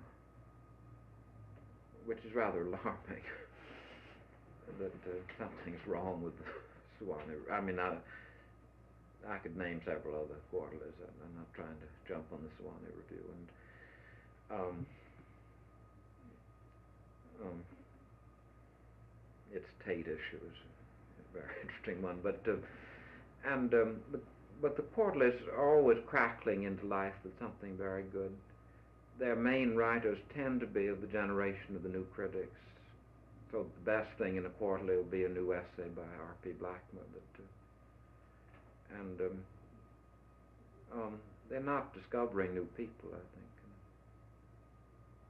And they're some sort of armadillo. They're not geared to discover the beats. That would ruin them, and you hardly criticize the Sewanee for not publishing pages of Ginsberg. That just make complete chaos of what they're doing.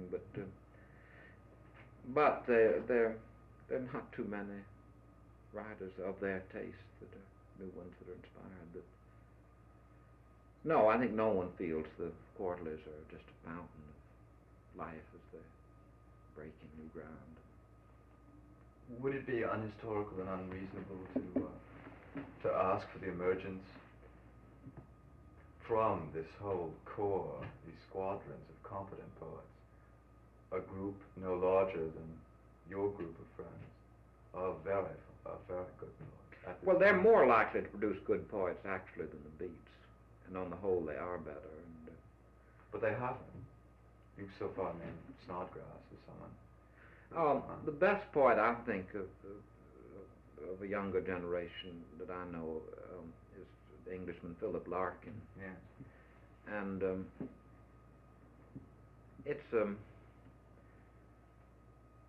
it's closer to the academic poetry than it is to the beat, probably, but he's also sort of the angry young man group, though he's not angry, but he has their freshness, and he's a friend of Kingsley Amis, and you somehow relate Osborne to him, though it's different. And he has something that the academic poet doesn't have. There's a completely new personality there, and you read him not for technique, but which is the technique's very good, but just for the experience, I think. And much more experienced than a beat poet. But he's somehow all these tricks are not mannerisms. They're a very complicated personality, and he's used things from Auden and Yeats and made an entirely new kind of poetry that's much more personal. It's provincial, comes pretty much from direct experience. And it seems to me he's invented a new language for that. Writes very little, very careful, and he won't go overboard into unfelt subjects. It's about as sure poetry as you could find in the language, and on some tremendous scale it's minor, I suppose, but I don't know of any poet who seems so firm. Maybe all the bigger people wash away, and Larkin will remain it. Isn't it very striking that both Snodgrass and Larkin should have been involved in such narrowing background the last few years, and yet be the poets who have impressed you most by getting experience they've lived through into their poetry? Well, I think Larkin's is more or less deliberately narrow. I mean, he's a person of his culture, perhaps more than Snodgrass is, and what's humming in England he's in touch with. Then he's deliberately decided, poem after poem is about not taking the big chance, not running off to sea, not going bohemian, not going into the dance hall, not taking the risk that'll blow you apart. And he doesn't want to come to America. He feels that if he gets sick. You feel he goes to London seldom, and you feel this is a very deliberate, intentional thing on his part, and typical of a good deal of English writing now. It's deliberately and very competently provincial, which doesn't prevent certain disgust with England being small. It's a very queer thing. Part of what gives life to this whole group is that they're horrified by England.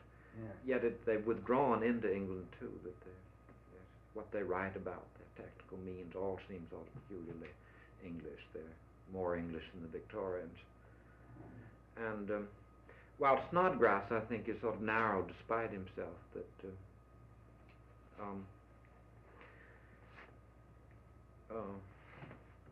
living in Iowa University, far from cities, and in touch with culture through reading, not so much with people, and finding that his subject was his own personal experiences. There's much more personal experience in Snodgrass. He's had to rely on that. Larkin's all personal, but very, very unimportant things can be personal. For Larkin, as I say, not going into the dance hall. Well, that isn't a great moment in Larkin's life. It's just a kind of subject you can handle in a poem. Or hearing his mother play some jazz records from the 20s, and that somehow joins them, and things like that. Well, Snodgrass has to write about something quite important, and his army experiences, or his marriage, his childhood. Did the kind of humor that got into life studies that Larkin remarked on, in fact, I remember reading somewhere. Larkin did? Yes, he wrote a review in Guardian. Is that where he reviews? I never saw that. You did? Want to get hold of it, Yeah. Well, he said that he was very pleased, for one, to find that humor had come into your poetry. He remarked on the descriptive qualities, which he said were very original and so on, and then went on to say how pleased he was to see that a certain kind of soft humor had come in. And I wondered whether that had come from outside you at all, or whether the material demanded. When I was writing those poems, I carried Larkin almost about with me and gave his book to people, and looked at his style and sighed. I mean, it didn't seem to me I could do anything with it, but some of his humor may have rubbed off on me. That I don't know whether. I think the humor came from writing prose, where you can put humor in talking. Yeah. I felt I could be humorous myself, and why couldn't my poems be? Have you had much contact with Eliot? Eliot? Mm-hmm. Yeah, I mean, I've maybe seen him a score of times in my life, and he's always been very kind. And long before he published me, he had some of my poems in the files, and there's some kind of New England connection. Has he criticized your work helpfully, or? Just very general criticism. When my first book he had a lot of little questions on punctuation, but he never he never said he liked or disliked this. And then he said something about the last book. These are first rate, and I mean it, or something like that. That was very understated and gratifying to me. That yes. I feel Eliot's less sort of tied to form than a lot of his people he's influenced, and that there's a kind of freedom of the 20s in him I find very sympathetic. I may well write into the write-up of this the anecdote I wrote you about. I thought it was very nice. Oh, yeah. When she asked me what I knew about the swan boats, and was told that I didn't know anything, but that you would know something. Did he ever ask you? No, I'm afraid that was, he forgot it, the swan boats. Forgot all about them? There's out of the main line thing about Eliot, that he's always published in small magazines, often ones that were politically opposed to him, and certainly he and Frost are the great New England poets. You hardly think of Stevens as particularly New England, I think, but you have to think of Eliot and Frost. They're deeply New England and puritanical, and they're a continuation and criticism of the tradition. And they're probably equally great poets. Frost got somehow, I think, put life into a dead tradition. That kind of poetry would seem very almost unpublishable. It was so strange and fresh when it was first written, but still it was old-fashioned poetry, and really has nothing to do with modern writing, except that he's one of the greatest modern writers. And while Eliot was just violently modern, unacceptable to the traditionalist. And well, now he's spoken of as literary dictator, but he's handled it with wonderful sharpness and grace, it seems to me. It's a narrow position, and not one I hold particularly, but it seems to me it's been held with extraordinary honesty and finish and development. But Eliot has done what he said about Shakespeare. All his poems, at least, or one poem, yes, form a continuity that has grown and snowballed. Yes. I remember that Gerald, in reviewing, I suppose, Mills of the Cardinals, mentioned that Frost had been doing this sort of thing for years and years. Yeah, and Gerald said what's true, that nobody but except Frost can do a narrative poem that's organized and clear, sort of Chaucerian narrative poem. And well, a lot of people do them, but the texture of the verse is so limp and uninspired that there's nothing. Now, Frost can do them with great power. Most of them done early in that north of Boston period. Yes. And that was a miracle because except for Robinson, and I think Frost very much greater poet than Robinson, no one was doing that in England or America. But of course, you hadn't simply wanted to tell a story in those McAllen. No, I was writing an obscure, rather Elizabethan, dramatic and melodramatic poem that I've always, I think Frost can, this business of direct experience that, I don't know quite how to describe this, but Browning, for instance, with all his gifts, and there's almost nothing Browning couldn't use, you feel there's a glaze between that and what really happened. The people are made up. Frost, you feel that the farmers and so on, that's just what they were like, and has the virtue of a photograph, but all the finish of art. And well, that's an extraordinary thing. There's almost no other poet who can do that in our time. And what do you suppose are the qualities that go into that ability? I don't know. I mean, prose writers have it much more. Yes. And, quite a few prose writers have it. And but it's some kind of sympathy and observation of people. Then I think equally extraordinary in Frost is he's just a master technician. I mean, the few people in English who know how to make the poem as well as Frost, when he's really making one. And even the slighter, whimsical poems are well made. But it's the deep, rather tragic poems that I value most. And there's a tragic, perhaps it's been overdone with Frost. There's an abundance and geniality about those poems that isn't tragic. But without this sort of sense of rhythm and words and composition, also getting into them a language which is very much like the language he speaks, which is also a work of art. It's much better than other people's speech, and yet it's natural to him, and he has that continuity with his sort of ordinary self and his poetic self.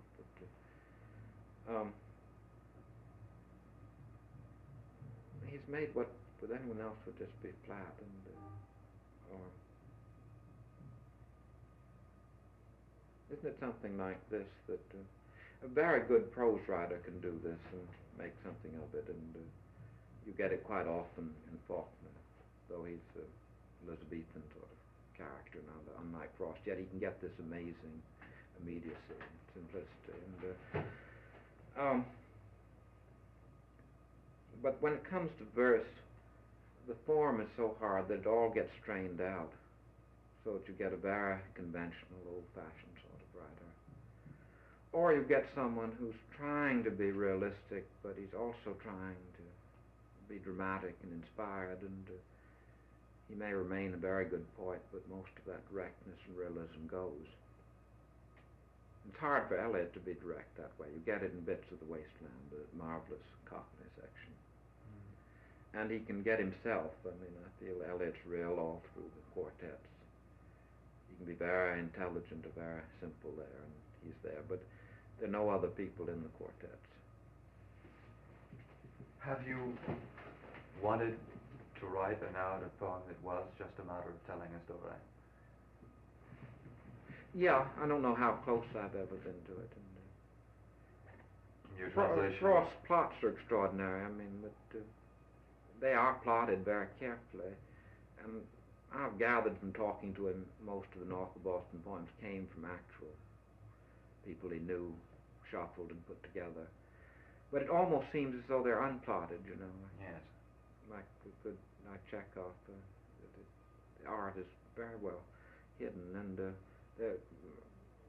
I mean, Chaucer, there's no question there's a plot. And the Chaucer, the big closest to Frost, be something like The Wife of Bath's prologue, where she just seems to ramble on, and that's like maybe one of Frost's witches. And that may be the best Chaucer of all. But how Frost gets these things that are very composed, yet don't start, it seems, with a plot, but seem to start with something he experienced or watched and molded in. That's a mystery to me. Have most of your poems been taken after real people, taken from real people, real events?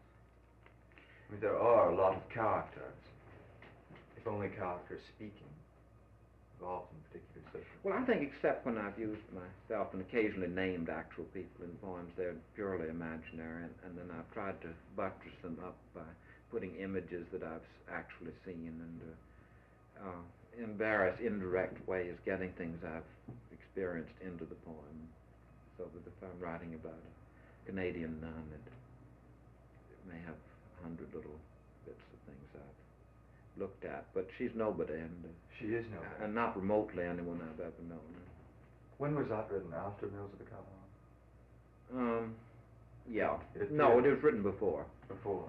Though part of some bits of the Kavanaugh was written before, but I should have mentioned Kavanaugh started as a short poem about that length, and then it swelled and swelled. And the first part of it was written at the same time as I wrote the nun poem.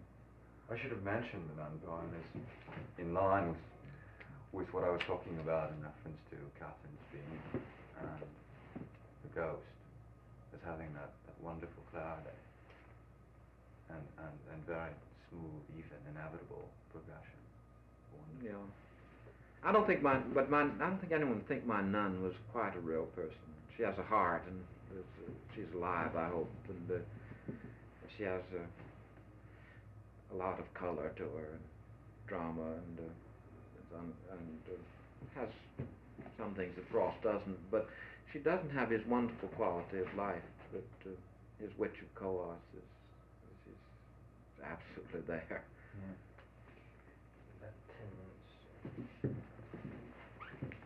Well, we have very few minutes left, apparently. Is there anything you would care to get down on that? Gosh, I'm talking myself out. I haven't. I mean, I don't know where to turn exactly.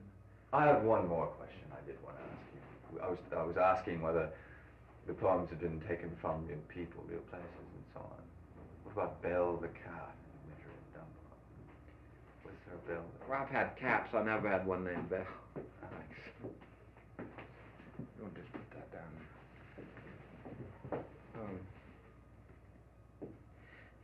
I've always felt that, I mean, any detail in a poem, if it doesn't connect in some way with your own experience, there's not much point in putting it in. And then you grope around, I mean, that it's going to be transformed. And but if you can get a bit of scenery you've seen or something you've felt, and that almost the problem of writing poetry is to bring it back to what you really feel, and that takes an awful lot of maneuvering. That you may feel the doorknob more strongly than some big personal event, but the doorknob will open up into something that you can use that is your own, and so that a lot of poetry seems to me very good in the tradition that just doesn't move me very much because it doesn't have that personal vibrance to it. I probably exaggerate the value of it. It's precious to me. That cat could have been sought out, though, as I just wonder whether these things do come inevitably. That cat is very terrifyingly there, but I wonder whether the poet doesn't sometimes look for just such a symbolic detail around which to wind the poem until it's tight and tighter. Well, I think some little image. You're writing about a little country shop or something like that, and just describing it, and the poem ends up with a sort of existentialist account of your own experience. Yeah. But it's the shop that started it all. You didn't know why it meant a lot to you.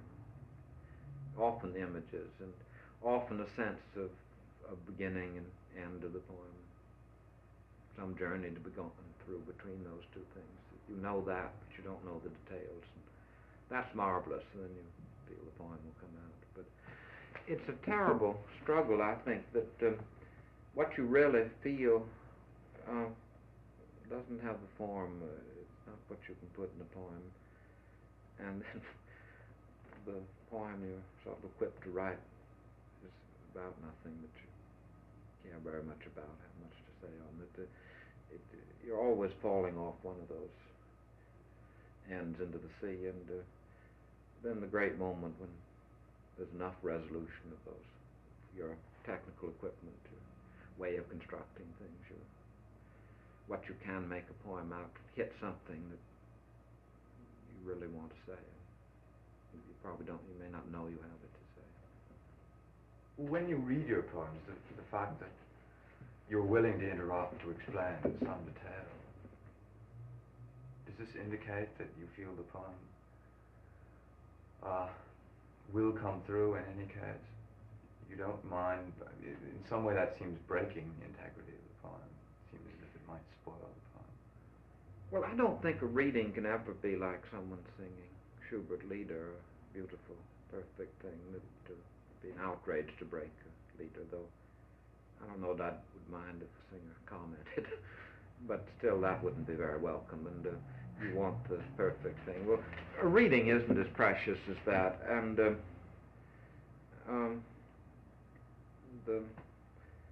person in the audience can go back and read the poem himself and have it complete uninterrupted, but your comment to something he can't get. And I feel wary, I mean, of trying to intoxicate an audience, give them the pure moment. That's dangerous. Why? Ground them a bit. Well, it's too easy. I mean, that you can fake that, and again, something quite ungenuine and spurious could get that hallucinatory quality. Often, I mean, a vulgar poem, a humorous poem, may not be vulgar, slight one. Things that go best with audiences aren't what make the best poems. Which poems do you most often read? I think I read some of the more dramatic ones, and I read some Boston scenery. And there's some that are too personal to read, but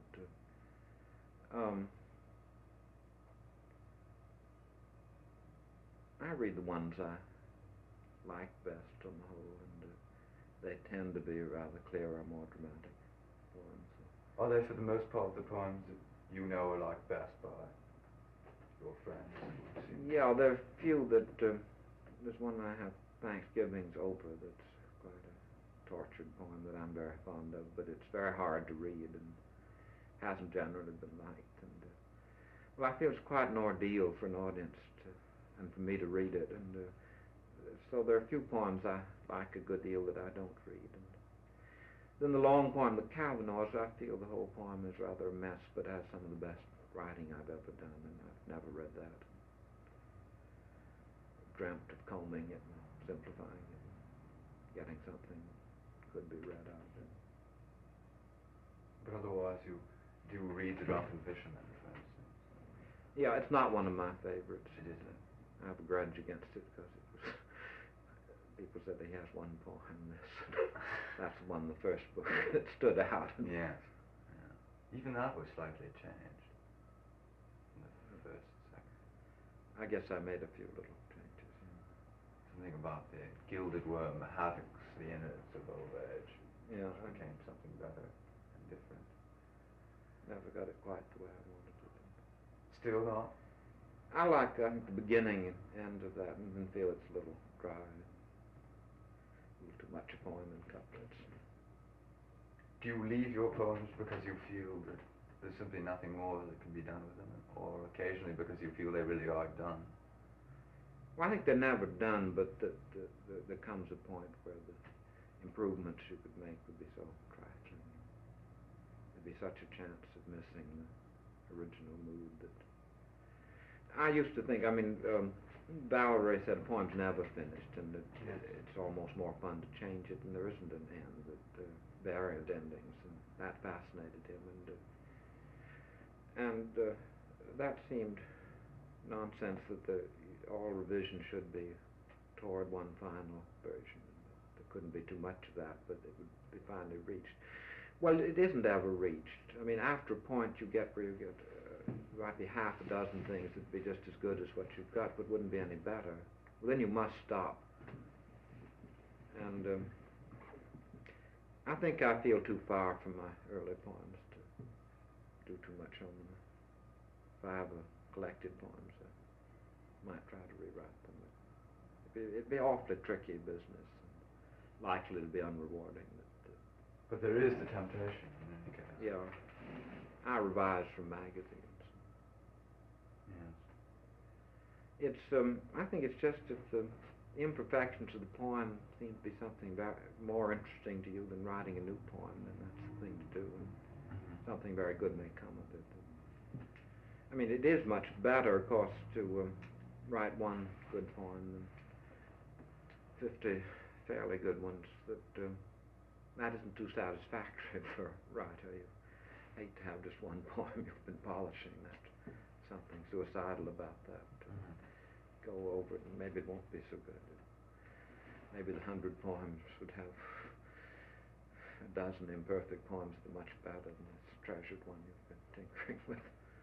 Where and when do you work? Any sort of regular schedule? No, when I'm writing, I write pretty steadily and start in the morning, maybe read a little, work through the day. And I used to write at night a lot. And that seemed a very good time. Everything was quiet, some kind of freedom. But that seemed just a habit. I mean, I've written very little at night last 15 years, and I think those things don't matter so much. It's awful getting going at any time, and then when you are going, obstacles sort of fade, and you get obsessed, absorbed, and find time. You were on a lot of grants, and did having a grant in any way affect your ability to write? No, I had a Guggenheim, and I'd written most of the book before I began using the Guggenheim, and then had a good time seeing Europe. And, did no writing at all, and I intended to write, but I had the book, which was, I felt I'd fulfilled my engagement. But I've been at Yaddo, and I found that very pleasant to write. That setting where all you're supposed to do is write. I'd write every morning and go fishing in the afternoon. Somehow that rather facilitated writing. There you're closed in the morning or something like that sort. Yeah, not supposed to see anyone at lunch, and all sorts of precautions. They Then slip the a evening tray you in. flower out, yeah, you have your picnic lunch that you pick up and eat in privacy. I see. All sounds very foolish, but I went there when I hadn't been writing, and almost immediately found I was writing. That wouldn't work for long. I mean, something like that's very helpful at times. Do you have any feelings about the sponsorship of the arts foundations, or about, for instance, government sponsorship of the arts? Well, a lot of the best arts, painting, music, poetry, a good deal of the best prose, can't make very much money, and the sponsorship, it probably gives a certain prestige, which helps anybody, and they feel more ready to write. And I think the private people, things like the Yaddo and Guggenheims, then as it gets to the more official foundations, there's probably a tremendous amount of the arts that just never would have been done without them. Just wouldn't have been the leisure. It's very hard to tell that people make time if they're not given these things, and they don't work directly at all. Very seldom does someone exactly fulfill his contract, but it gives him leeway, and maybe he does it later after the fellowship's expired, but or maybe he's already done it. This is a little gravy, but I think they have made a lot of difference, but it's very tricky to put your finger on, and they don't inspire work. I mean, they can't. They can't put the seed in the ground, the water seed, let's say. Well, Dan, I haven't yet asked you about translation, the Roman translation, and about your general interest in Rome. Well, when I left Harvard, and at Harvard, my second year, I took almost entirely English courses, the easiest sort of path, and I think that would have been a disaster. And before going to Kenyon, I talked to various people, Ford, Malloxford, and Ransom, and Ransom said, "You've just got to take philosophy and logic," and I did. And the other thing was that he suggested classics, and I know talking to Ford, you know, he's rather flippant about it. He said, of course, you've got to learn the classics. You just cut yourself off from humanity if you don't. And philosophy perhaps doesn't need much explanation, but I think taking Greek and Latin when you're halfway through college with no linguistic talent, as I didn't have, and these dead classics, and the arguments were still going on, you know, arguments of Matthew Arnold's time with science and the classics, but it had ended. There weren't any classics anymore, and people who took them were, one class there was 6, and another 2 that I took at Kenyon, another 1 myself, and it was a sort of non-existent field with all this huge prestige. And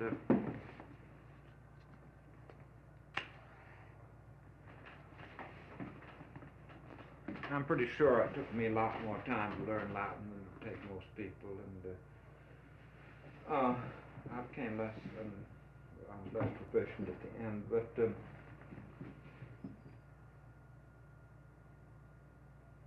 I'm trying to think what I learned out of it, and it seems to me something like this, that for a long time the difficulties were linguistic. It had a sort of pleasant remoteness from other problems, and I had to read very slowly, so that a great deal of time was spent. I began Latin on the Aeneid, and that soaked in, that painful, slow working just to get my translations correct, and, for class, I mean oral recitations, and I think it's always given me some sort of yardstick for English, that the Greek and Latin from the start of the Renaissance was imitated, and the revival of culture in England was from the classics, and then it was amazing that particularly the Greek, that there's nothing like the Greek in English at all. Our plays aren't tall, they're formally not at all like Aeschylus and Sophocles, but the whole inspiration is just unbelievably different. And it's so different that you hardly think of even an attempt to imitate it, great as the prestige was. And it's something like Antigone, Oedipus, or the great Achilles moments in the Iliad would be the core of the literature. It was incredible if anyone brought up on English culture. The wildness and sophistication, all different, women different, everything. And then of course Latin's much closer, and English is the Latin language. And, we've done our best to absorb the Latin. The different waves. We feel the 16th century did it one way, and perhaps no one ever got as close to the classics as Ben Jonson. Really get Roman things into his plays. And Milton, whose Paradise Lost is inconceivable without the rhetoric of the Aeneid. Then the whole 19th century, where it became more of an issue, and people battled for the classics, thought of them as a cure, and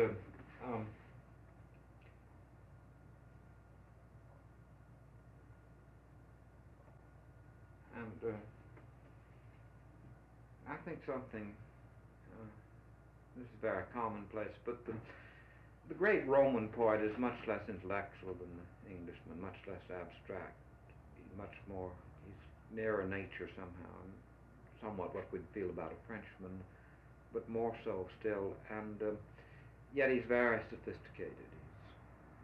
He has his way of doing things, and the number of forms he explored is quite limited, and the amount he could take from the Greeks and yet change is an extraordinary piece of sort of firm discipline there. And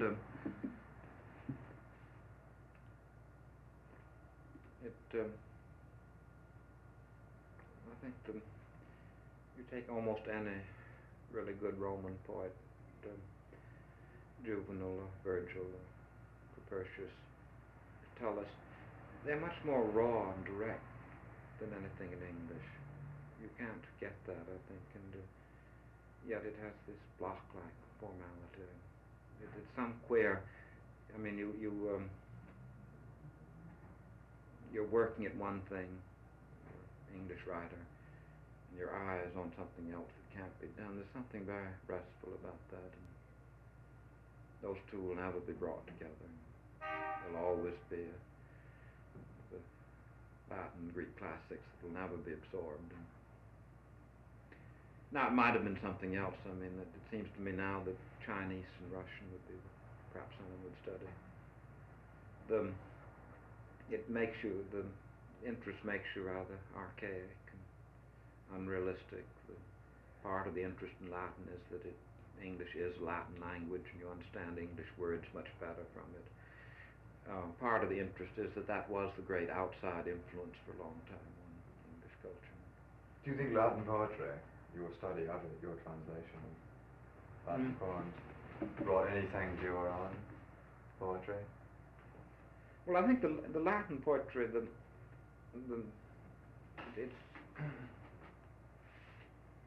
we sort of one thought of English poetry of sort of the difficult Elizabethan plays and the metaphysicals. Then the 19th century, which we were a quiver about and disliked, and yet was closer to our writing than anything else. Well, the Latin seemed very different from either of those.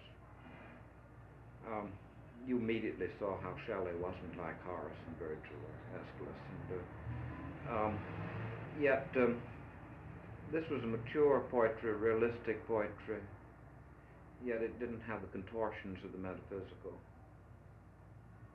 I mean, what a frail, bony, electrical person Marble is compared with Horace. And this other possibility seems a queer one. I mean, that the Latin writers today are something very different from what they were for any other period, and it might almost seem they've been imitated ad nauseum. But, what we have today are much more accurate translations that seldom rise to the point of being literature. There's a whole new way we can do Greek plays into verse, and all the Greek has been retranslated and improved modern translations. It's very hard to feel any of those are an important part of our culture. Yeah. Do you suppose that those qualities of Latin poetry, the lifelikeness, the gritty detail, had something to do with the poet's place in the society, and that he did have very much more of a place? You were saying that, for instance, he in Rome could deal with politicians and whatnot. Does it mean that on the other hand there was no compulsion to deal? Well, the poetry I know best, of course, is the breaking up of the Republic and beginning of the Empire, as we all do. And the poet desperately wanted to be in things then. And I mean, his comments on politics and all that, he felt that terribly strongly, and the decay of morals. He didn't want to retire from that at all, and I don't know quite how to explain it. That one was a breaking period of civil war, when everyone was involved in the Civil War, and it was important for the writer just as to everyone else, and nobody knew what was coming. The Augustan period is a much more sort of questionable one. That at first it seemed like something that just had to be. We wouldn't have bloodshed anymore, and they thirsted for that Augustan peace, I think. And then quickly a danger of subservience came, so that the later writers, Tacitus and Juvenal, are their corrosive attacks on the establishment. And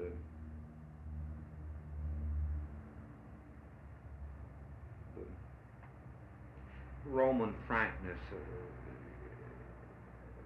interests. I mean, until recently, our literature hasn't been as raw as the Roman. And, translations have to have stars for words taken out. Yeah. And their history has a kind of terrible frankness that isn't customary with us at all. Yeah. Were you particularly interested in Propertius? Or was it? Well, I got him through Pound, and then when I read him in Latin, I found a kind of Propertius that you don't get in Pound at all. Pound has a rather Ovidian, great deal of Pound's fluency and humor, and Pound's own irony, and the actual Propertius is a very bony, tense poet, rather desperate, and his line is much more like parts of Marlowe's Faustus, and he's of all the Roman poets the most like a sort of desperate Christian. The experience is his love affair with Cynthia is absolutely rending and destroying, and it's something that you feel you're in a deep world horrified sort of original sin Christian position. Have you translated other poems?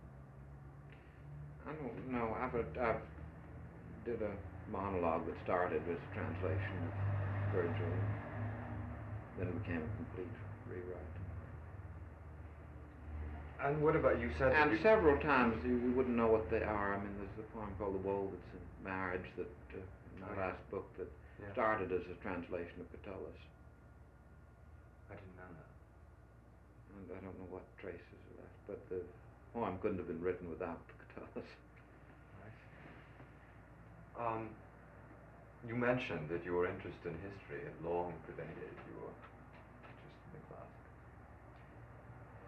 Well, I don't know, somehow as a boy I read a lot about Napoleon and military history, and that went on to reading Carlyle's French Revolution.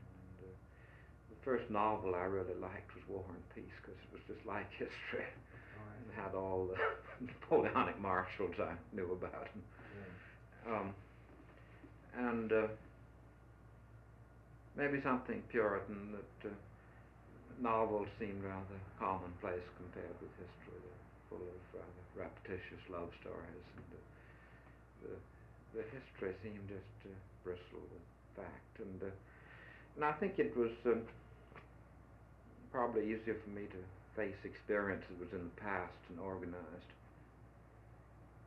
It's hard to pick up contemporary history. You wait till it settles and gets organized, but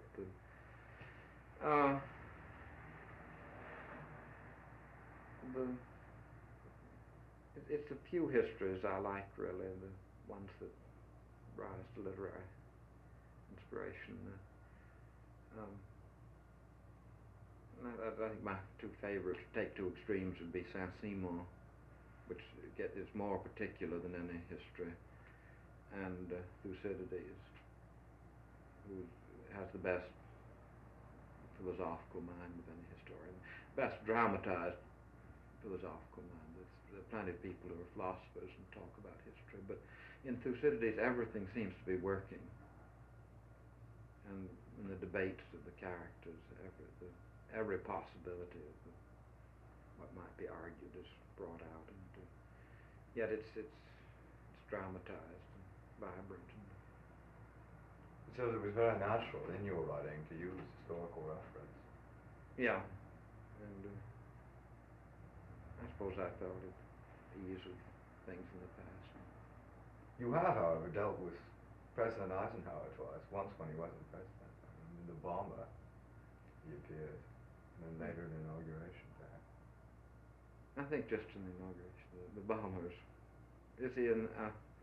No, I'm sure there's a line about Eisenhower and getting the Han or something.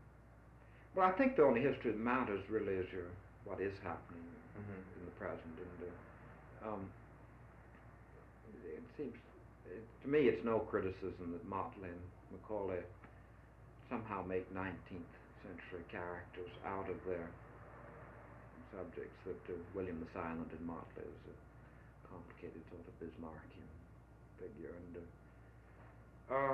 facts are accurate as far as Motley could make them, Macaulay even more so, but it's the pressure of the present that gives life to that, so that there's that whole kind of history that's really a novel, and yet it's terribly accurate, false plotting done seriously, and the genius for that kind of history seems to have gone.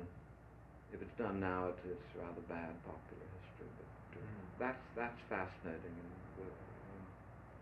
another history I like tremendously is Henry Adams, which seems to me much the greatest American historian.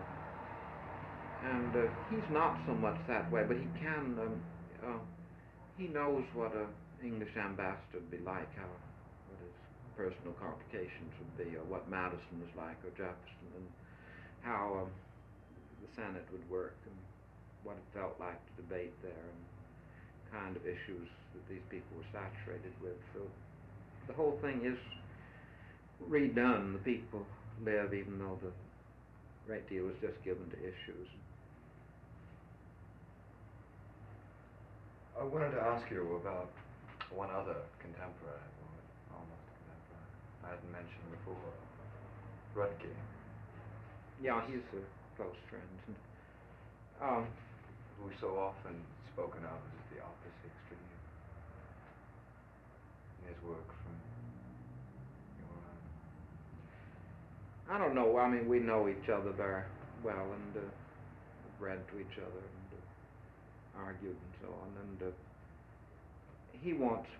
we may be rather like in temperament actually, but he wants a very musical poem, and he always would quarrel with my ear, and I'd quarrel with his eye, but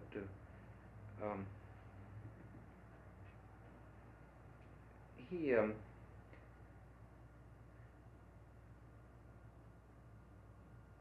I think he's strongest he has love poems and childhood poems and startling surrealist poems, and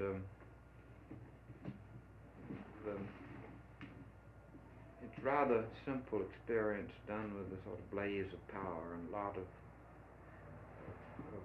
he rejoices in the rhetoric and metrics, and then there's something very disorderly there working. Sometimes will smash a poem, and sometimes make it. And I don't feel, and the things he knows about, I feel I know nothing about flowers, and so that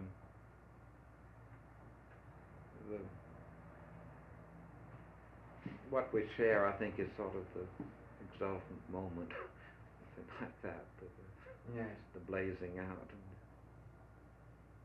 whenever I've tried to do anything like his poems, children's poems, I just felt helpless and realized his mastery. Well, since we're talking again about lyricism, would you mind if I bring up this grant, since this would be out long after you've been announced? Yeah. The Ford grant. Would you say again what it's a Ford grant for studying? Well, I think the whole idea, it's a grant for poets and novelists to study plays and opera at first hand and go to rehearsals, and grants are given to people all over the country and all parts of Europe, and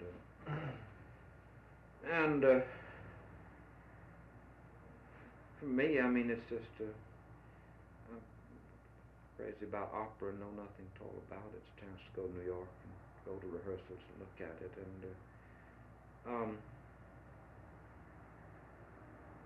whether anything could come of it or not, that's very problematical. I mean, and what will come of it probably be very different from what I go into it expecting, but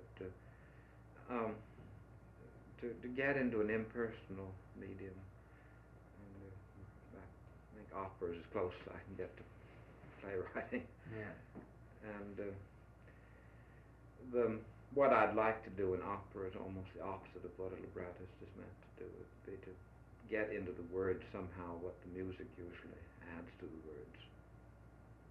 Now, I don't know what that means concretely, but there's no way you can translate music into words, but I mean, read a fairly good libretto like Figaro, and it's just a skeleton. Beaumarchais' play itself, perhaps something of a skeleton reduced much further.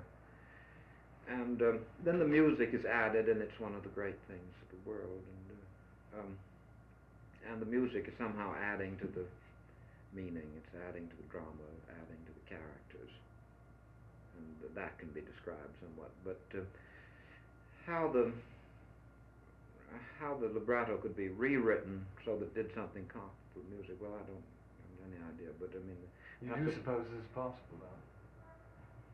Yeah, because it's there. I mean, it's great drama with the music. And so the closest I know to this is Mann has done some of the Wagner things into stories, Tristan and Blood of the Volsungs, and in his essays where he sort of recreates Wagner, puts all kinds of things in that Wagner doesn't. And Wagner's libretto need every sort of addition to stand by themselves, but yet I think it's the music somehow that, I mean, Mann says that he learned more from Wagner than from anyone else, and he certainly didn't mean the texts of,